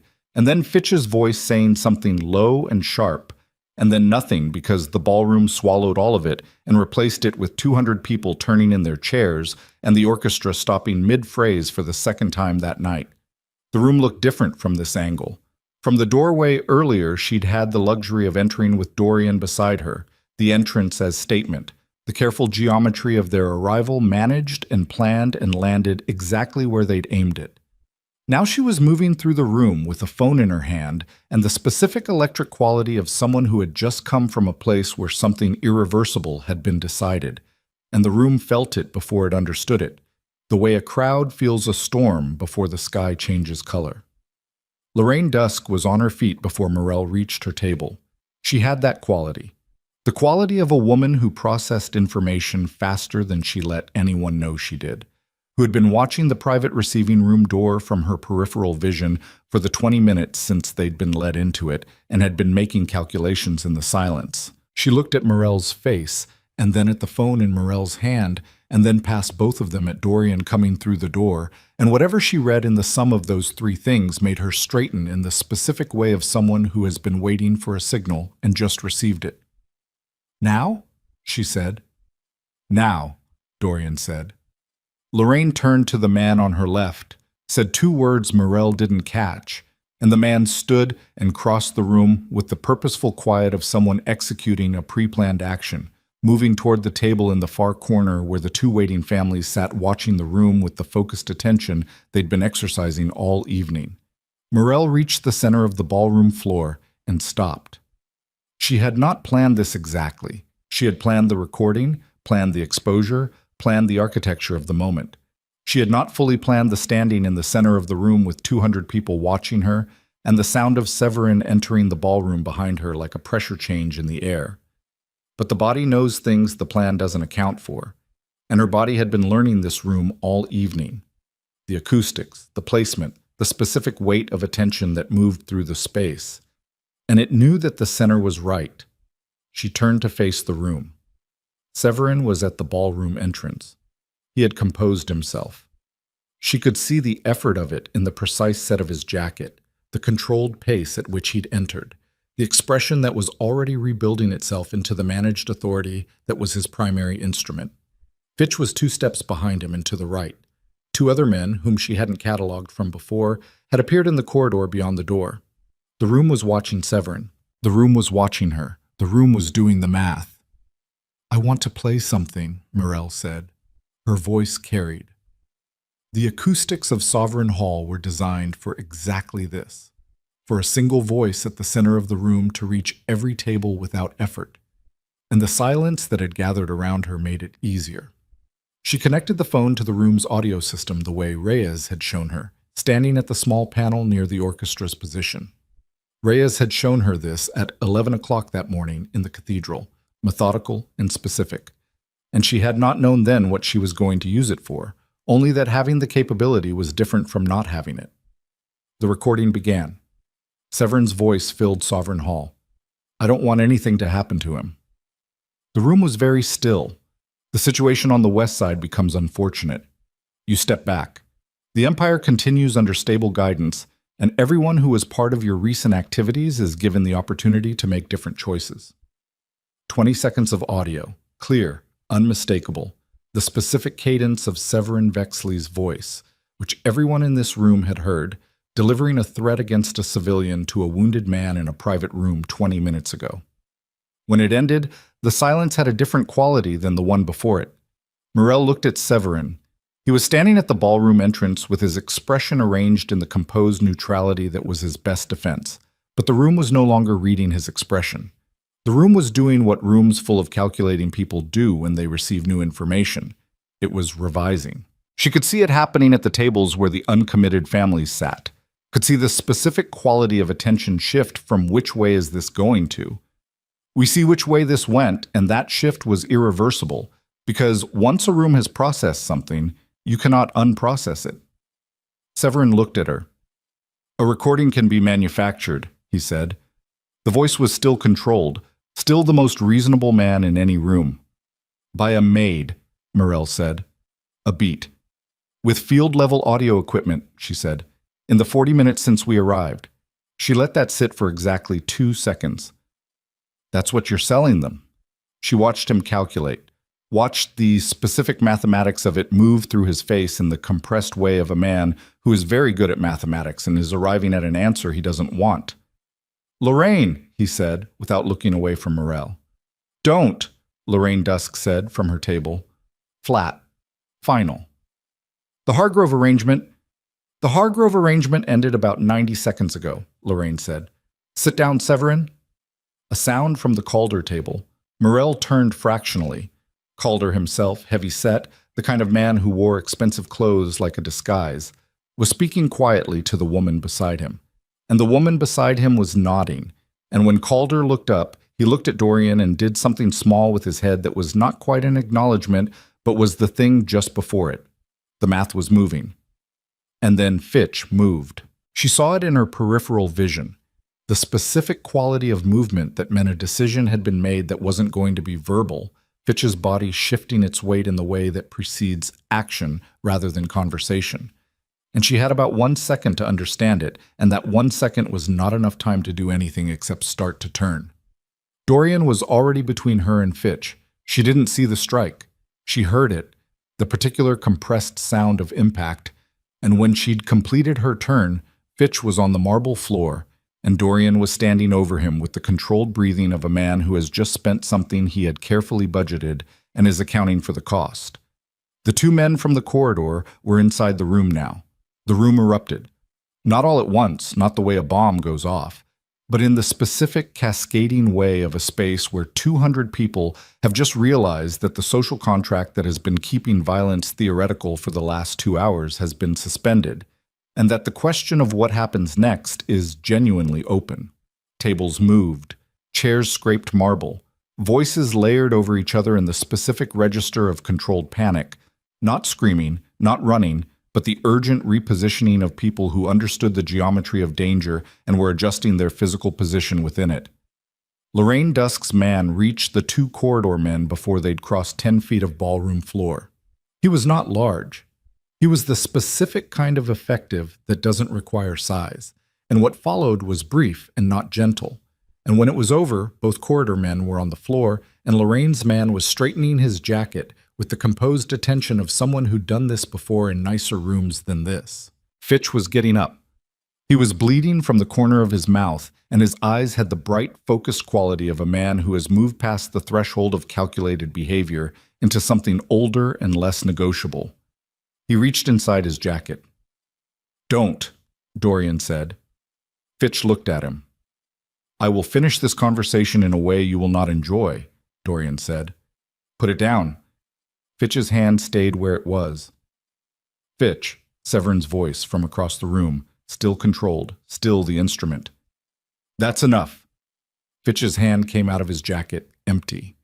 He stood with the specific posture of a man who has been stopped rather than persuaded, which meant he would need to be watched, and Morel filed this with the precision she'd been filing everything all evening. The room resettled. Not to what it had been.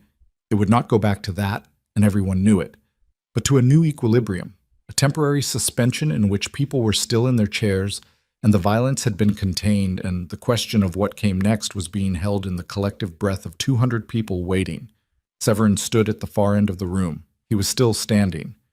This was, Morel understood, a choice, the last expression of authority available to him. The refusal to perform defeat by sitting, by stepping back, by doing anything that the room could read as concession.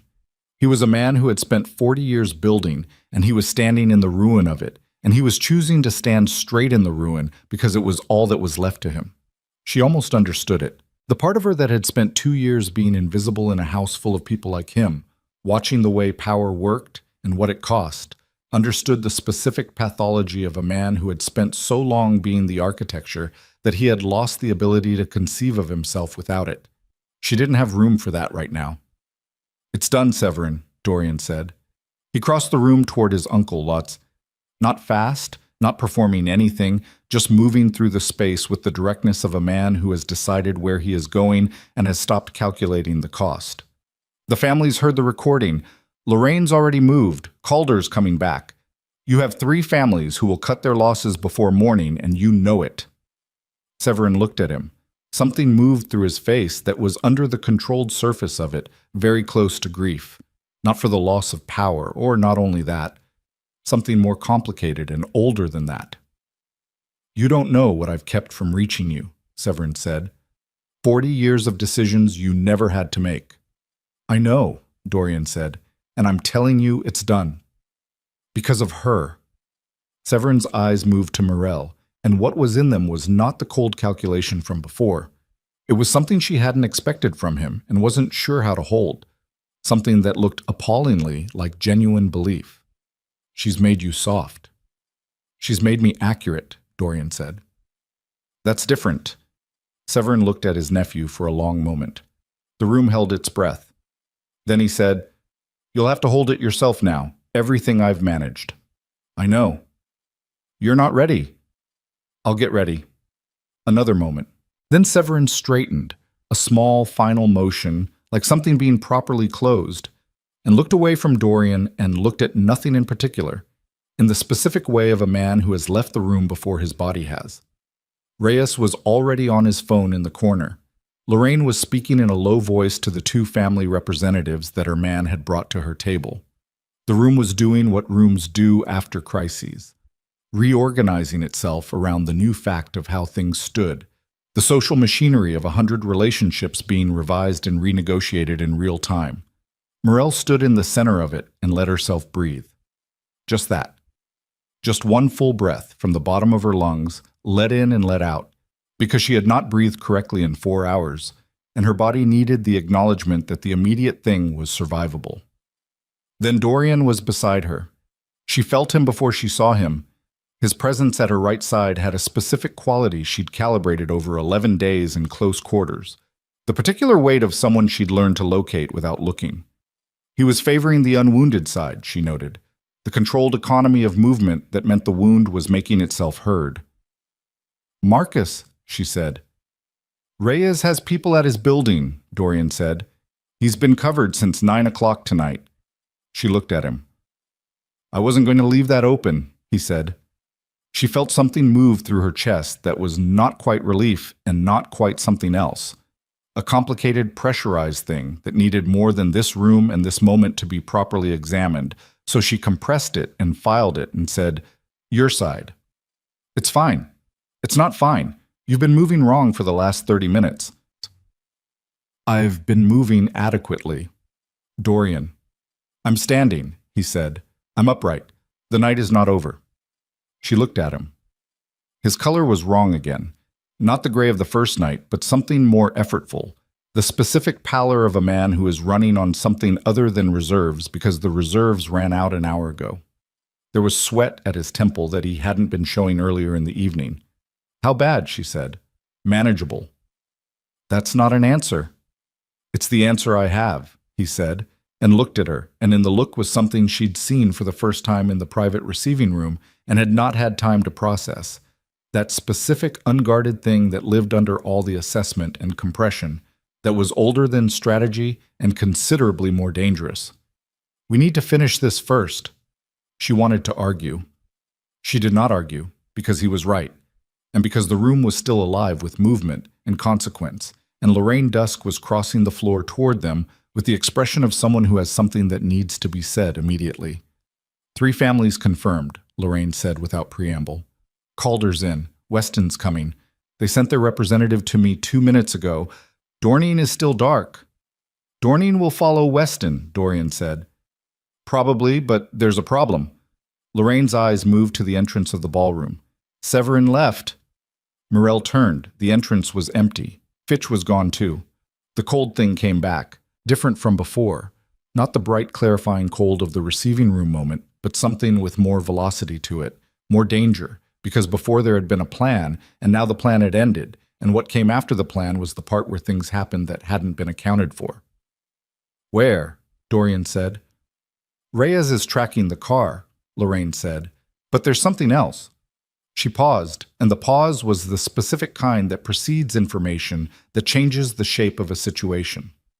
Nadia Croft is gone too. Dorian went very still. Same time, he said. 2 minutes apart. Morel thought about Nadia at the table. I came to, and then Fitch at the edge of the table and the sentence ending, and Nadia's composure locking back into place like a door. She thought about 18 months of managed information and what a woman does when the managing is over and the side she's been secretly holding is the side that just won, publicly, in front of everyone. She's not with him, Morel said. Both of them looked at her. She's not running to him, Morel said. She's running from him. He knows she didn't give him everything. He knows she managed what she fed him. She kept her voice even and moved through the logic the way she moved through the tunnel, by feel in the dark. She came to us tonight to say something, and Fitch stopped her before she finished it. Now Severin's gone, and she's gone 2 minutes later, and if she went to him, she'd be going toward something that was going to kill her, and she's not stupid. Dorian looked at the empty entrance. Then she's a variable that just became active, he said. She's a person who's been protecting you for 18 months and never got to finish the sentence she came to say, Morel said. She's both things. Lorraine was looking at Morel with the expression that had been building all evening, the one that had started as a 2-second inventory and had been expanding by degrees every time Morel spoke. Reyes, Dorian said. Reyes appeared at his shoulder with the timing of a man who had not been far. Severin's car, Dorian said. Where? Heading east, industrial corridor. Reyes's voice was level, but his eyes were doing the calculation. There's a property out there, steel processing facility, been empty since the harborside operation closed 2 years ago. The room was still moving around them. The formal program was comprehensively over, replaced by the specific organized chaos of a power structure reconfiguring itself in real time. Conversations, handshakes, the careful verbal architecture of allegiances being renegotiated under the guise of social interaction. Lorraine had it managed. Lorraine, Morel was beginning to understand, had been managing rooms like this for 30 years. He's not running, Dorian said. No, Reyes confirmed. He's resetting, finding a position he can hold. Dorian's jaw was tight. He still has the Hargrove routing. 3 families who committed before tonight aren't going to roll over because of a recording. They're going to wait and see if Severin can still deliver. If he consolidates from the factory location, if he moves the financial architecture to something we don't have mapped, he still has leverage, Morel said. He still has leverage, Dorian confirmed. She thought about this for 3 seconds. 3 seconds was what she had because the night had a momentum to it now that had moved past the point where stopping to think was an option. It was a current, and they were in it, and the question was not whether to move, but where. Then we go to the factory, she said. Morel. He still has the threat over Marcus, she said. The recording neutralized the ballroom. It didn't neutralize a man with a burner phone and someone on the west side. She looked at Dorian directly. You know this. You've known it since the receiving room. His face. The look. I'm not taking you to You're not taking me anywhere, she said. We're going. Those are different things, and I need you to understand the difference because it matters. The silence between them lasted 4 seconds. Then Dorian looked at Reyes. How many can we move tonight? 6, maybe 8. It'll be thin. How many does Severin have at that location? Unknown. We think he's been running skeleton staff there. It was never a primary site. But if he's heading there now, he'll be calling people in. Then we move before they arrive, Dorian said. We have 40 minutes, maybe less. Lorraine touched Dorian's arm. The room, she said. You have it, he said. She looked at him for a moment with something in her face that was from a woman Morel had decided was constitutionally allergic to sentiment, as close to care as the architecture allowed. Don't bleed on anything expensive, she said. I'll try, he said. They moved. The car was Reyes's, black, unremarkable, the kind of vehicle that disappeared in traffic by design. Morel got in the back with Dorian. Reyes drove. Two other vehicles pulled in behind them as they left the hall's service approach, and Morel watched the city move past the windows and thought about the factory and the 40 minutes and the specific weight of a night that had already been too long and was not finished. Dorian was pressing his hand against his side. She saw it in the dark of the car, the careful, contained pressure of a man managing something he wasn't going to admit to in front of Reyes. She reached over and put her hand over his, not replacing the pressure, but adding to it, and he let her, and neither of them said anything about it, and the city lights moved past the window in streaks of amber and white. When we get there, she said. Yes. You let Reyes and his people go first. That's not... You're wounded, and you've been on your feet for 6 hours, and your stitches are either tearing or about to, she said. You go in when the perimeter is clear, not before. He looked at her in the dark, the look that had the unguarded thing in it. You're going to argue with me about this until we get there, he said. Yes, she said. And then when we get there, you're going to do something I haven't accounted for. She looked at him. Probably. He breathed out. The specific exhale she'd learned. The release of something held at pressure. His hand turned under hers, and for a moment, in the dark of the moving car with the city passing by and the factory somewhere ahead of them in the eastern dark, his fingers closed around hers and held. One moment. Then his phone lit up, and Reyes said something from the front seat, and the moment ended, and they were back in the current, moving. The factory appeared through the windshield as a dark mass against the city's peripheral glow. A massive structure, industrial bones and corroded steel, 4 stories of former function now empty and dangerous in the specific way of large spaces that have been left to deteriorate. Loading docks sealed. Windows that still had glass and windows that didn't. A single light burning on the upper level, visible through a gap in the corrugated exterior wall. Reyes stopped the car 2 blocks out and killed the lights. There's a car at the north entrance, he said. 2 at the south. How many inside? Dorian said. We can't know until we're in. Morel looked at the building, at the single light on the upper level, at the specific position of it. Not ground floor, not the loading areas, but high up in the building's structure, in what would have been, in the facility's working life, the furnace tower or the operations level. He's up high, she said. Control position, Reyes said. He can see the approaches. He can also see us, Morel said.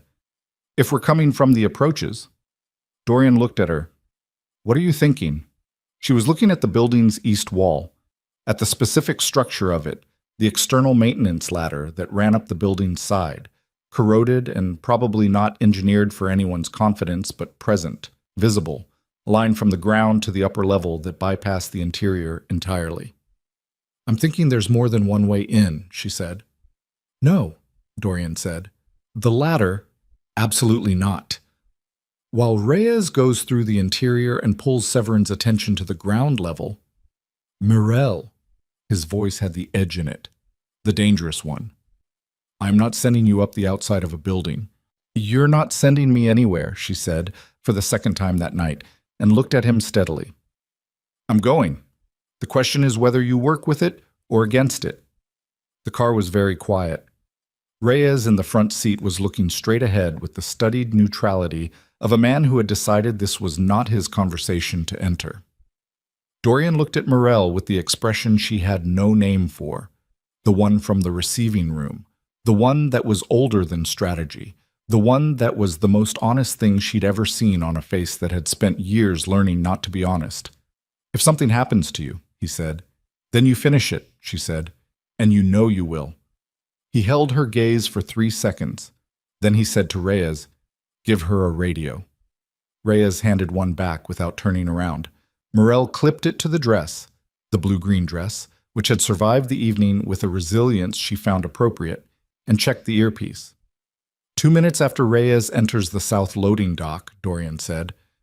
Not before. 2 minutes, she confirmed. If the ladder is compromised, I'll know, she said. I've been going up compromised things my whole life. He looked at her. She looked at him.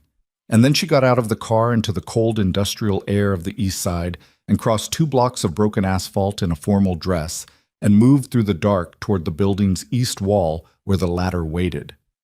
The first rung was 8 feet off the ground. She jumped for it and caught it, and the metal groaned under her hands but held, and she began to climb. Below her, the city spread its indifferent light. Above her, the single-lit window was burning its cold signal into the dark. In her earpiece, the radio crackled once as Reyes's team moved into position at the south loading dock, and she counted her breaths and kept climbing, rung by corroded rung, the metal cold and rough against her palms, the dress catching nothing because it had been made by a woman who understood that fit and function were the same thing. 40 feet, 50. The wind at this height was different, purposeful, persistent, the kind that found the gaps in your clothing and reminded you it was there. The radio crackled. Going in. Morel climbed. Below her, the south loading dock exploded with light and noise as Reyes's team breached, and above her the single window moved from a distant point to something close and present, and her hands found the last rung, and her eyes came level with the corroded edge of the upper platform, and she looked through the gap in the exterior wall into the furnace tower level, and she saw Severin first. He was standing at the far end of the furnace tower level with his back to the exterior wall and his face toward the interior stairwell, which told her he'd heard Reyes's team breach the south loading dock and had oriented himself toward the threat he expected. He had a phone in one hand.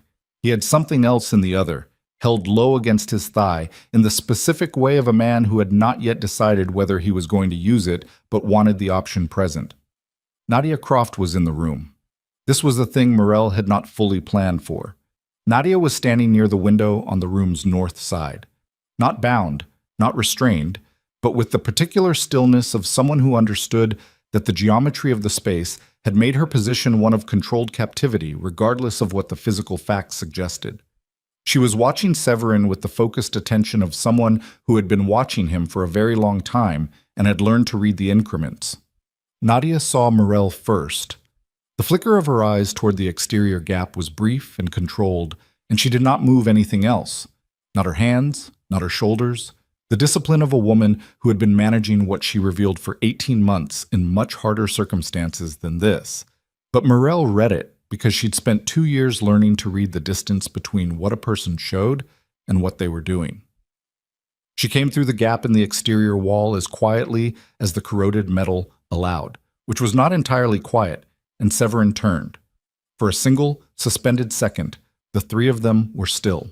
Then Severin looked at Morel, at the formal dress, at the radio clipped to it, at her hands which were empty, at the 40 feet of corroded ladder implied by her presence at this height, and something moved through his face that was not quite surprise.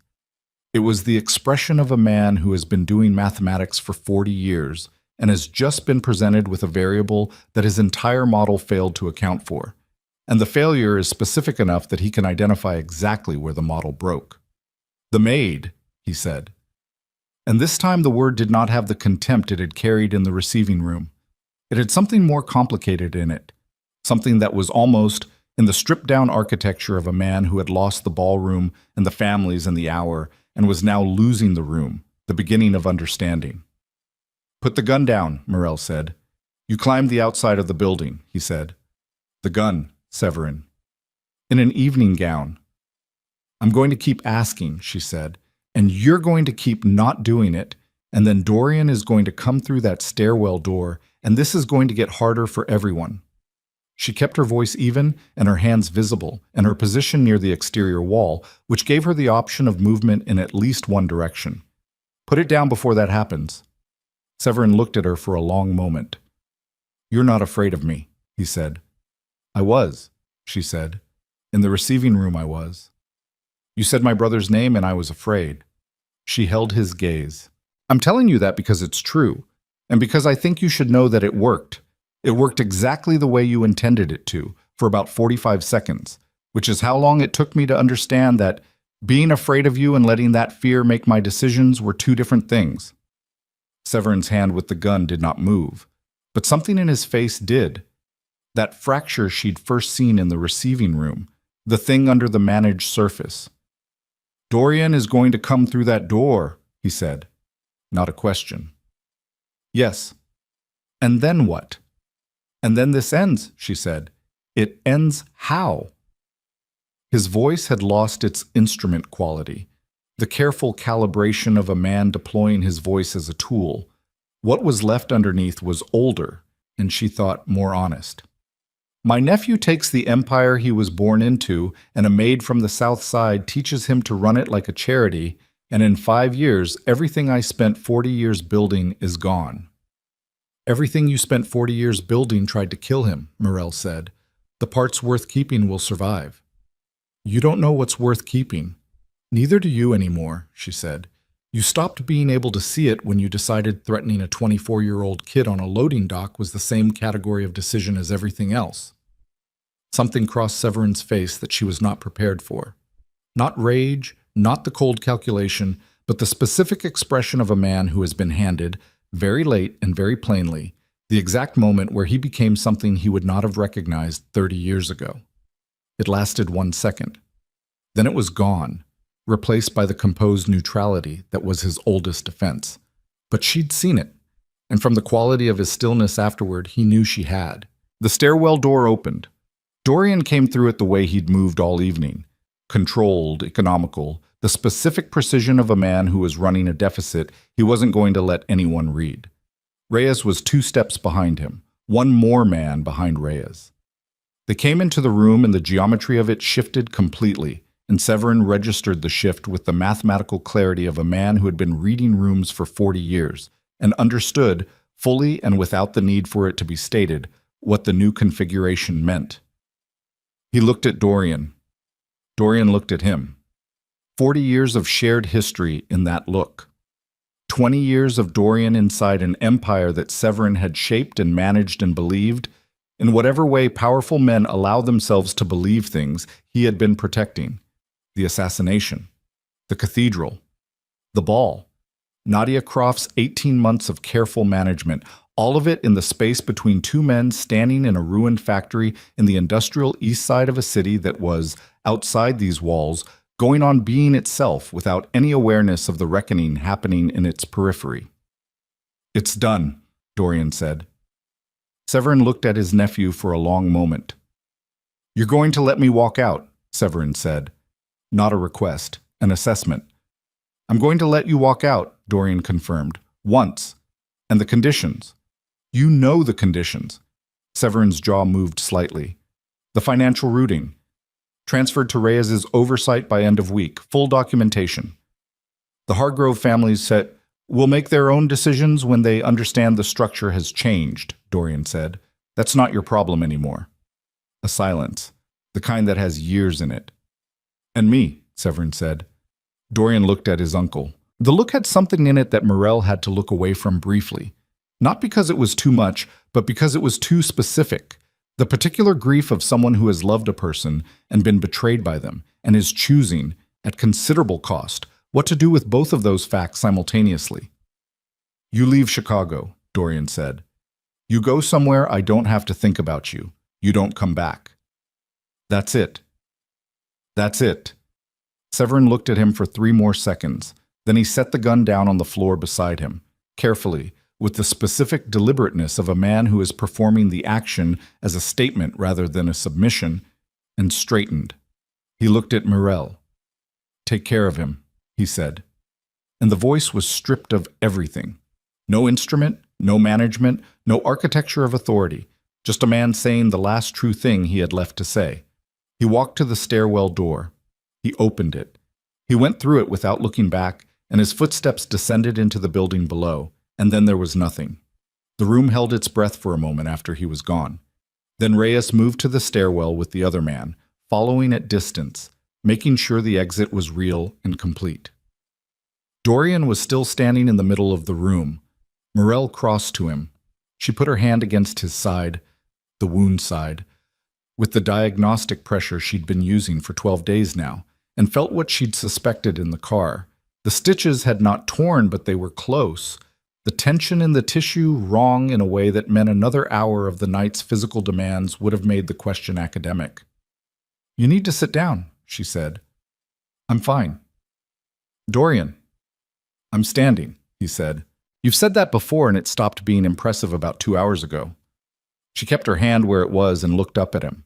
And he looked down at her, and the room was very quiet, and the light was the single industrial LED that Severin had left burning, and outside the city was the city, and inside this room was just the two of them, and the specific weight of everything they had been through together since a corridor and a sound that didn't belong. He sat down. Not on anything designed for it, on a piece of machinery that had once been a control housing of some kind, broad and flat, now just a surface in a room full of surfaces. He sat with the careful movement of a man whose body had finally been given permission to acknowledge the bill, and he let out a breath that was longer and more complete than anything she'd heard from him in 12 days. Nadia Croft crossed the room toward them. She'd been standing near the north window through all of it. The gun, the stairwell door, Severin's exit. With the specific discipline of someone who understood that the best thing she could do was be still until the moment had resolved itself. Now she moved, and her composure was intact, which Morel thought was either remarkable or simply what 18 months of sustained pressure looked like when it finally lifted. Not collapse, but the particular stillness of someone whose nervous system had been running on emergency power for so long that the restoration of normal function felt almost like rest. She stopped in front of Dorian. He looked at her. What passed between them in the following 10 seconds was not, Morel thought, something that words would have made better. Nadia's composure developed one of its hairline fractures. Just one, just briefly. And Dorian's face did the thing she'd seen in the receiving room, the unguarded thing, but differently this time. Not the expression of a man encountering something he hadn't expected. The expression of a man who is finally accounting for a debt he didn't know he owed. "Why didn't you tell me?" he said. His voice was quiet and without edge. "You would have moved," Nadia said. 2 years ago, with 3 families against you and the Harborside operation exposed, you would have been killed inside 60 days. "You don't know that." "I did the math," she said. "I've been doing your math for 8 years. A pause. "I was right." He held her gaze. "You should have told me." "Yes," she said, simply. "I should have." Another moment between them. "Are you safe?" he said. "I will be," she said. "Reyes will arrange—" "I'll arrange my own," she said. "I've been arranging my own for a long time." The small acknowledgement in her face of the irony of this, given the conversation they were having. "I know how." Dorian nodded. One slow nod that contained more than acknowledgement, contained, Morel thought, the specific grace of a man learning to receive what he's been given without needing to convert it into something he controlled. Nadia looked at Morel. The look she'd been building all evening, that had started as inventory and had become something else, arrived fully now. "The sentence I didn't get to finish," she said. "At the ballroom table." "I know what it was," Morel said. Nadia looked at her. "Do you?" "You were going to say you came to tell him what you'd done," Morel said. "So it came from you rather than from the room. So when it came out, and you knew it was going to come out, you'd read the night well enough to know. He heard it from you first." Nadia was quiet for a moment. "Yes," she said. "You were protecting him in that too," Morel said. Not an accusation, not approval, just the fact of it, laid flat. Nadia looked at her with the specific expression of a person who has been understood accurately and is deciding how to hold that. "Take care of him better than I could," she said, and then she walked to the stairwell door and went through it, and her footsteps descended, and she was gone. The room was quiet. Outside the windows, the city's ambient light turned the clouds above the factory into a pale, diffuse orange. Somewhere below, the sounds of Reyes's team completing the clearance of the lower levels. Movements, voices, the occasional scrape of metal. Controlled. Professional. The sounds of a situation being closed down rather than a crisis in progress. Morel sat next to Dorian on the control housing. He was looking at the floor. Not at nothing. At something specific, she thought, some internal accounting that he was working through in the particular way he worked through things, without announcement, with the compressed patience of a man who had learned to process alone because processing together had not been a category available to him. She let him have it. She sat beside him and looked at the pale industrial light and listened to the city through the walls, and felt the specific exhaustion of a body that had been asked to do things for which it had not budgeted. The climb, the ballroom, the receiving room, all 12 days folding back onto themselves in one accumulated weight. After a while, she said, "Marcus walks home at 11. Reyes's people will stay with him until I say otherwise," Dorian said, "as long as necessary." "Thank you." "Don't thank me for that." She looked at him. "It's not something you should have to thank me for," he said. "It's just the thing that gets done." He said it as if he were establishing a new principle of operation in real time, figuring out the shape of it as the words came out. She thought about that for a moment. "Your uncle," she said. "Yes." "You let him go." "Yes." "A lot of people in your world are going to read that as weakness." "A lot of people in my world have been wrong about things before," he said. Flat, without defensiveness. "I'm not interested in adding his death to the accounting." A pause. "There's enough in the accounting." She nodded. They sat in the quiet for another few minutes. Below them the factory was being cleared and secured, and the shape of what came next was already forming in the decisions Reyes was making and the calls being placed and the careful architecture of an aftermath. The world was moving. It was just doing it at a distance from this room, from this surface, from the two of them sitting in the pale light with their combined damage and their 12 days and the specific weight of a night that had cost considerably. Dorian said, "You climbed a 40-foot ladder in an evening gown." 45, she said, "maybe 50. You could have been killed. Many things tonight could have killed us. That one was more preventable than most. Only if I'd stayed in the car," she said, "which we've established I wasn't going to do." He looked at her. The look had all of the things in it now.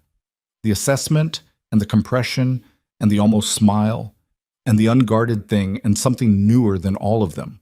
Something that had been building through 12 days of a cathedral and a ballroom and a receiving room and a corroded ladder, and was now, in the quiet of a cleared factory in the industrial east side, simply present without needing to be managed.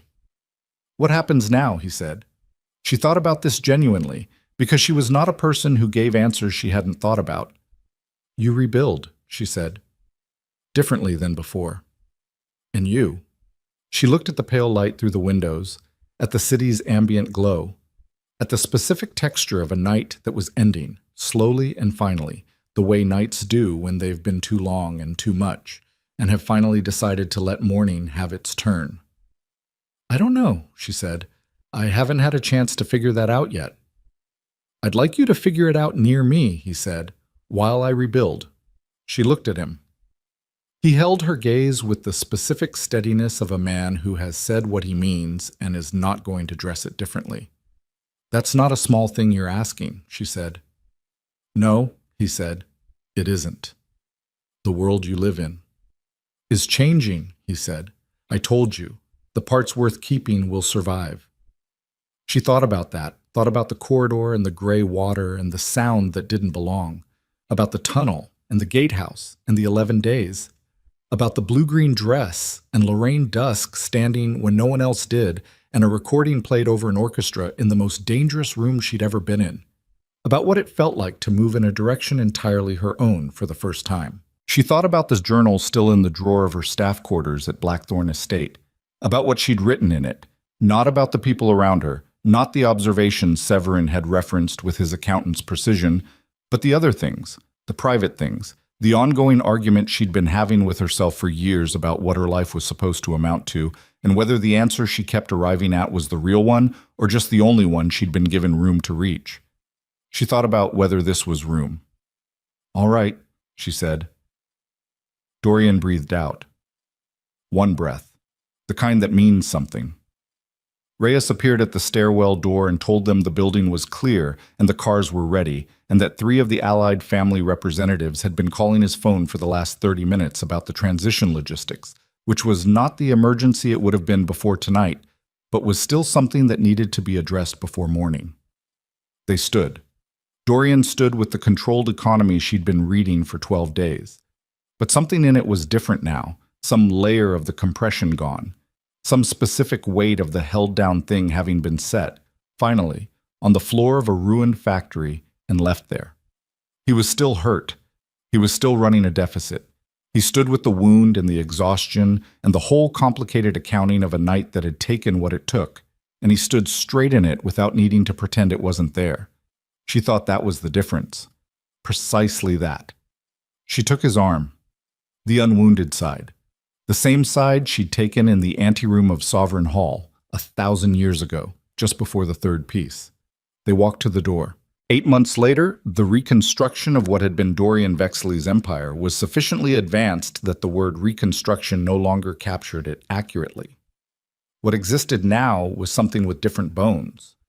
The violent operational structures that had been Severin's primary tools, the coercive networks, the enforcement arms that operated outside even the underworld's own informal accountabilities, had been dismantled in the first 90 days. Some of this was Dorian's decision. Some of it was the natural consequence of Severin's departure, leaving those structures without their patron and their purpose. The families that had aligned with Severin had, as Dorian had predicted, made their own decisions once the structure changed. 2 had come back under negotiated terms. 1 had gone independent in a way that nobody needed to fight, and the 4th had quietly dissolved itself in the way that operations sometimes do when their primary source of momentum is removed. Nadia Croft had gone to the West Coast. Reyes had confirmed this without being asked, one morning in the office that now occupied the legitimate suite of a building Dorian owned outright on the north side. She had a new name on paper and a consulting arrangement with a financial oversight firm that Mireille suspected, without asking for confirmation, was the closest thing Nadia's particular skill set had found to honest work. She hoped it was enough. She suspected Nadia was too good at what she did for it to feel like enough. She hoped anyway. Fitch had been arrested 14 days after the factory on charges unrelated to anything that had happened at Sovereign Hall. Through a referral from a federal contact of Lorraine Dusk's that had involved a conversation Morel had not been present for and did not ask for details about. He was awaiting trial on financial fraud charges significant enough to remove him from the operational landscape for the foreseeable future. Severin was in Portugal. Reyes's contact had confirmed this 3 months in, and Dorian had received the information and said nothing and filed it in the specific internal space where he kept the things he had decided not to act on. Morel had watched him receive it and had watched him set it down and had thought, not for the first time, about what it cost to be the kind of person who could do that, and whether the cost was one he'd always been paying or one she was watching him learn to afford. The journal from Blackthorn's staff quarters had been retrieved. Dorian had sent someone for it, quietly, without telling her, and when she'd found it on the desk of the room that had become, over the 8 months, something that required a word she was still finding, she'd stood for a moment with it in her hands and thought about the person who had written in it and whether that person would have recognized the place she was standing. She thought she would have. She thought that was the part that mattered. Lorraine Dusk had become a specific kind of presence in the reconfigured landscape. Not an ally exactly, not a subordinate, but something more honest than either. She and Morel had coffee twice in the first 3 months, which Lorraine had arranged without ceremony, and which had consisted primarily of Lorraine saying things that were true and useful and occasionally sharp enough to require a moment of recovery, and Morel saying things back in kind. And by the end of the second meeting, they had an understanding of each other that was more valuable than most relationships that had taken years to arrive at. At the end of the second coffee, Lorraine had looked at Morel over the rim of her cup and said, "You know what you did." "I know what I did," Morel said. "Half the city doesn't understand it yet," Lorraine said. "The other half is pretending they always knew you were something." "I know," Morel said. Lorraine looked at her with the eyes that had been reading rooms for 30 years. "You were always something," she said. "That's the thing they're getting wrong. They think the ball changed you. A pause. It didn't change you. No, Morel said. It didn't. The reopening of Sovereign Hall was not Dorian's idea. It was the structural logic of the transition. The hall was the annual gathering, the formal acknowledgement that a year had turned and the city's various powers were choosing, again, what they were choosing. Skipping it would have communicated something. Holding it communicated something different. What it communicated was Dorian's decision. Morel stood in the room she was still getting ready in. Not the cathedral, not the gatehouse, but the room that had become hers over 8 months of gradual and unannounced accumulation. And looked at the mirror and thought about mirrors and how long she'd been looking at the one in the narrow back room by the bare bulb and what she'd seen there. She was wearing something new. Cassidy had made it. Not the same dress. The blue-green dress was in the back of the closet, kept not as a trophy, but as a fact. The way you keep a scar not to display it, but because it's part of the continuous surface of your body, and removing it would require removing something real. The new dress was different, darker, less strategic. The dress of a woman who was no longer figuring out how to be seen and was simply standing in a room being herself. She looked in the mirror for a long time. She thought about the corridor, the gray water, the sound that didn't belong and the choice to move toward it instead of away. She thought about every decision in the chain from that one to this moment and asked herself, with the specific honesty she'd always demanded of the journal, whether she had been steering or whether she'd been swept. Both, she decided. Like most true things, it was both. She picked up the small bag from the dresser and went to find Dorian. He was in the hall below, talking to Reyes with the low efficiency of 2 men who had been working together long enough that their communication had compressed to the essential. He looked up when she came down the stairs. Reyes looked up too, briefly, and then looked back at Dorian, and something passed between them in the look that she understood was one man telling another that his assessment had been correct without needing to say so. Dorian walked to the bottom of the stairs and looked at her. "Ready?" she said. "You look," he started. "Don't." "I was going to say you look like yourself," he said. She looked at him for a moment. "Yes," she said, "I do." They arrived at Sovereign Hall at the hour that suited them, which was not early and not precisely on time, but the specific moment of their own choosing, because that was how they did things now. The steps were full. The light was the same warm gold from the iron lampposts. The crowd on the steps did what crowds do when they see something coming that they recognize as significant. It parted, not performatively but instinctively, the physical acknowledgement of a room rearranging itself around a shifted center of gravity. She walked beside him up the steps and through the door. The ballroom was full, the same chandeliers, the same orchestra, the same tables and the same silk and the same careful performance of civilization over the reality of what the room actually was. But something in it was different. She felt it the moment they crossed the threshold, the specific quality of attention that met them, which was not the attention from a year ago. A year ago, the room had gone silent with the shock of Dorian being alive and the confusion of her presence beside him. Tonight, the silence was different. Tonight, it was the silence of people who had had 8 months to decide what they thought, and had decided, and were expressing that decision through the specific vocabulary of a room that understands collectively that how it responds to an entrance is itself a statement. Lorraine Dusk stood up first, then the Calder table, then Weston. Then, one by one, in the particular wave that had moved through the ballroom a year ago in a different direction, the room stood. Not for Dorian. Or not only for Dorian. Morel did not look away from it. She did not lower her eyes or perform modesty or make herself smaller in the way she had spent years learning to do in rooms where belonging required the cost of presence. She stood in the center of Sovereign Hall and let the room see her and gave it back nothing except the plain, unembellished fact of herself. It was enough. It was, she thought, exactly enough. The orchestra began, and the light moved through the chandeliers in the way she remembered from the first night. That specific quality of illumination that was too beautiful for the room it was in, or was beautiful in spite of it, or was just light doing what light did without any editorial opinion about its surroundings. Dorian held out his hand. She looked at it for a moment. She thought about the maid who had scrubbed marble with a worn-out brush. and made herself invisible and survived by staying below the sight line of power. She thought about what that woman had known and what she'd been wrong about and the specific price of the gap between the two. She took his hand. The floor opened around them. Not because anyone moved, but because people who have been in rooms long enough know when to make space. And they moved to the center of the ballroom, and the orchestra played the kind of music that doesn't require you to think about anything except the fact of your own body moving through space with another body. And the light fell around them, and the room watched, and the city went on being the city outside the walls. She had not been transformed. She understood this completely and without romanticizing the understanding. The ball had not made her. The cathedral had not made her. The tunnel, the stitches in the dark, the recording, the ladder, the 45 feet of corroded iron above an industrial floor, none of it had made her into something she had not already been.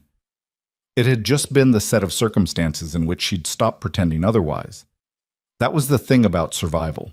Not the dramatic kind, the night of the gunshot kind, but the other kind. The sustained, daily, unwitnessed kind that most people did in corridors with worn-out brushes. You could survive in a way that kept you small, that maintained the conditions of your own invisibility as a strategy, that traded presence for safety in a transaction that felt reasonable until the night you heard a sound that didn't belong and made a different choice. Or you could survive like you meant it. She had been meaning it, she thought, for longer than she'd known. Dorian turned her through the music, and she let herself be turned, and she looked up at the chandeliers and felt the light on her face, and thought about her journal and what she would write in it tonight, after this, when the room and the music and the managed weight of all of it had released, and she was alone with herself and the page. She would write, "I was always here. I was just waiting for the conditions that let me be." She would not write it as a triumph or an epiphany. She would write it as a fact, clean and specific and true, the way she always wrote the things that mattered. Below the music, below the light, below the specific warmth of a hand that had been extended and accepted in the clear knowledge of what the acceptance cost, the room around her kept breathing and being itself. And Morel Vale danced in the center of it, not because she had arrived at something, but because she had always been there. She had simply, finally, let herself be seen.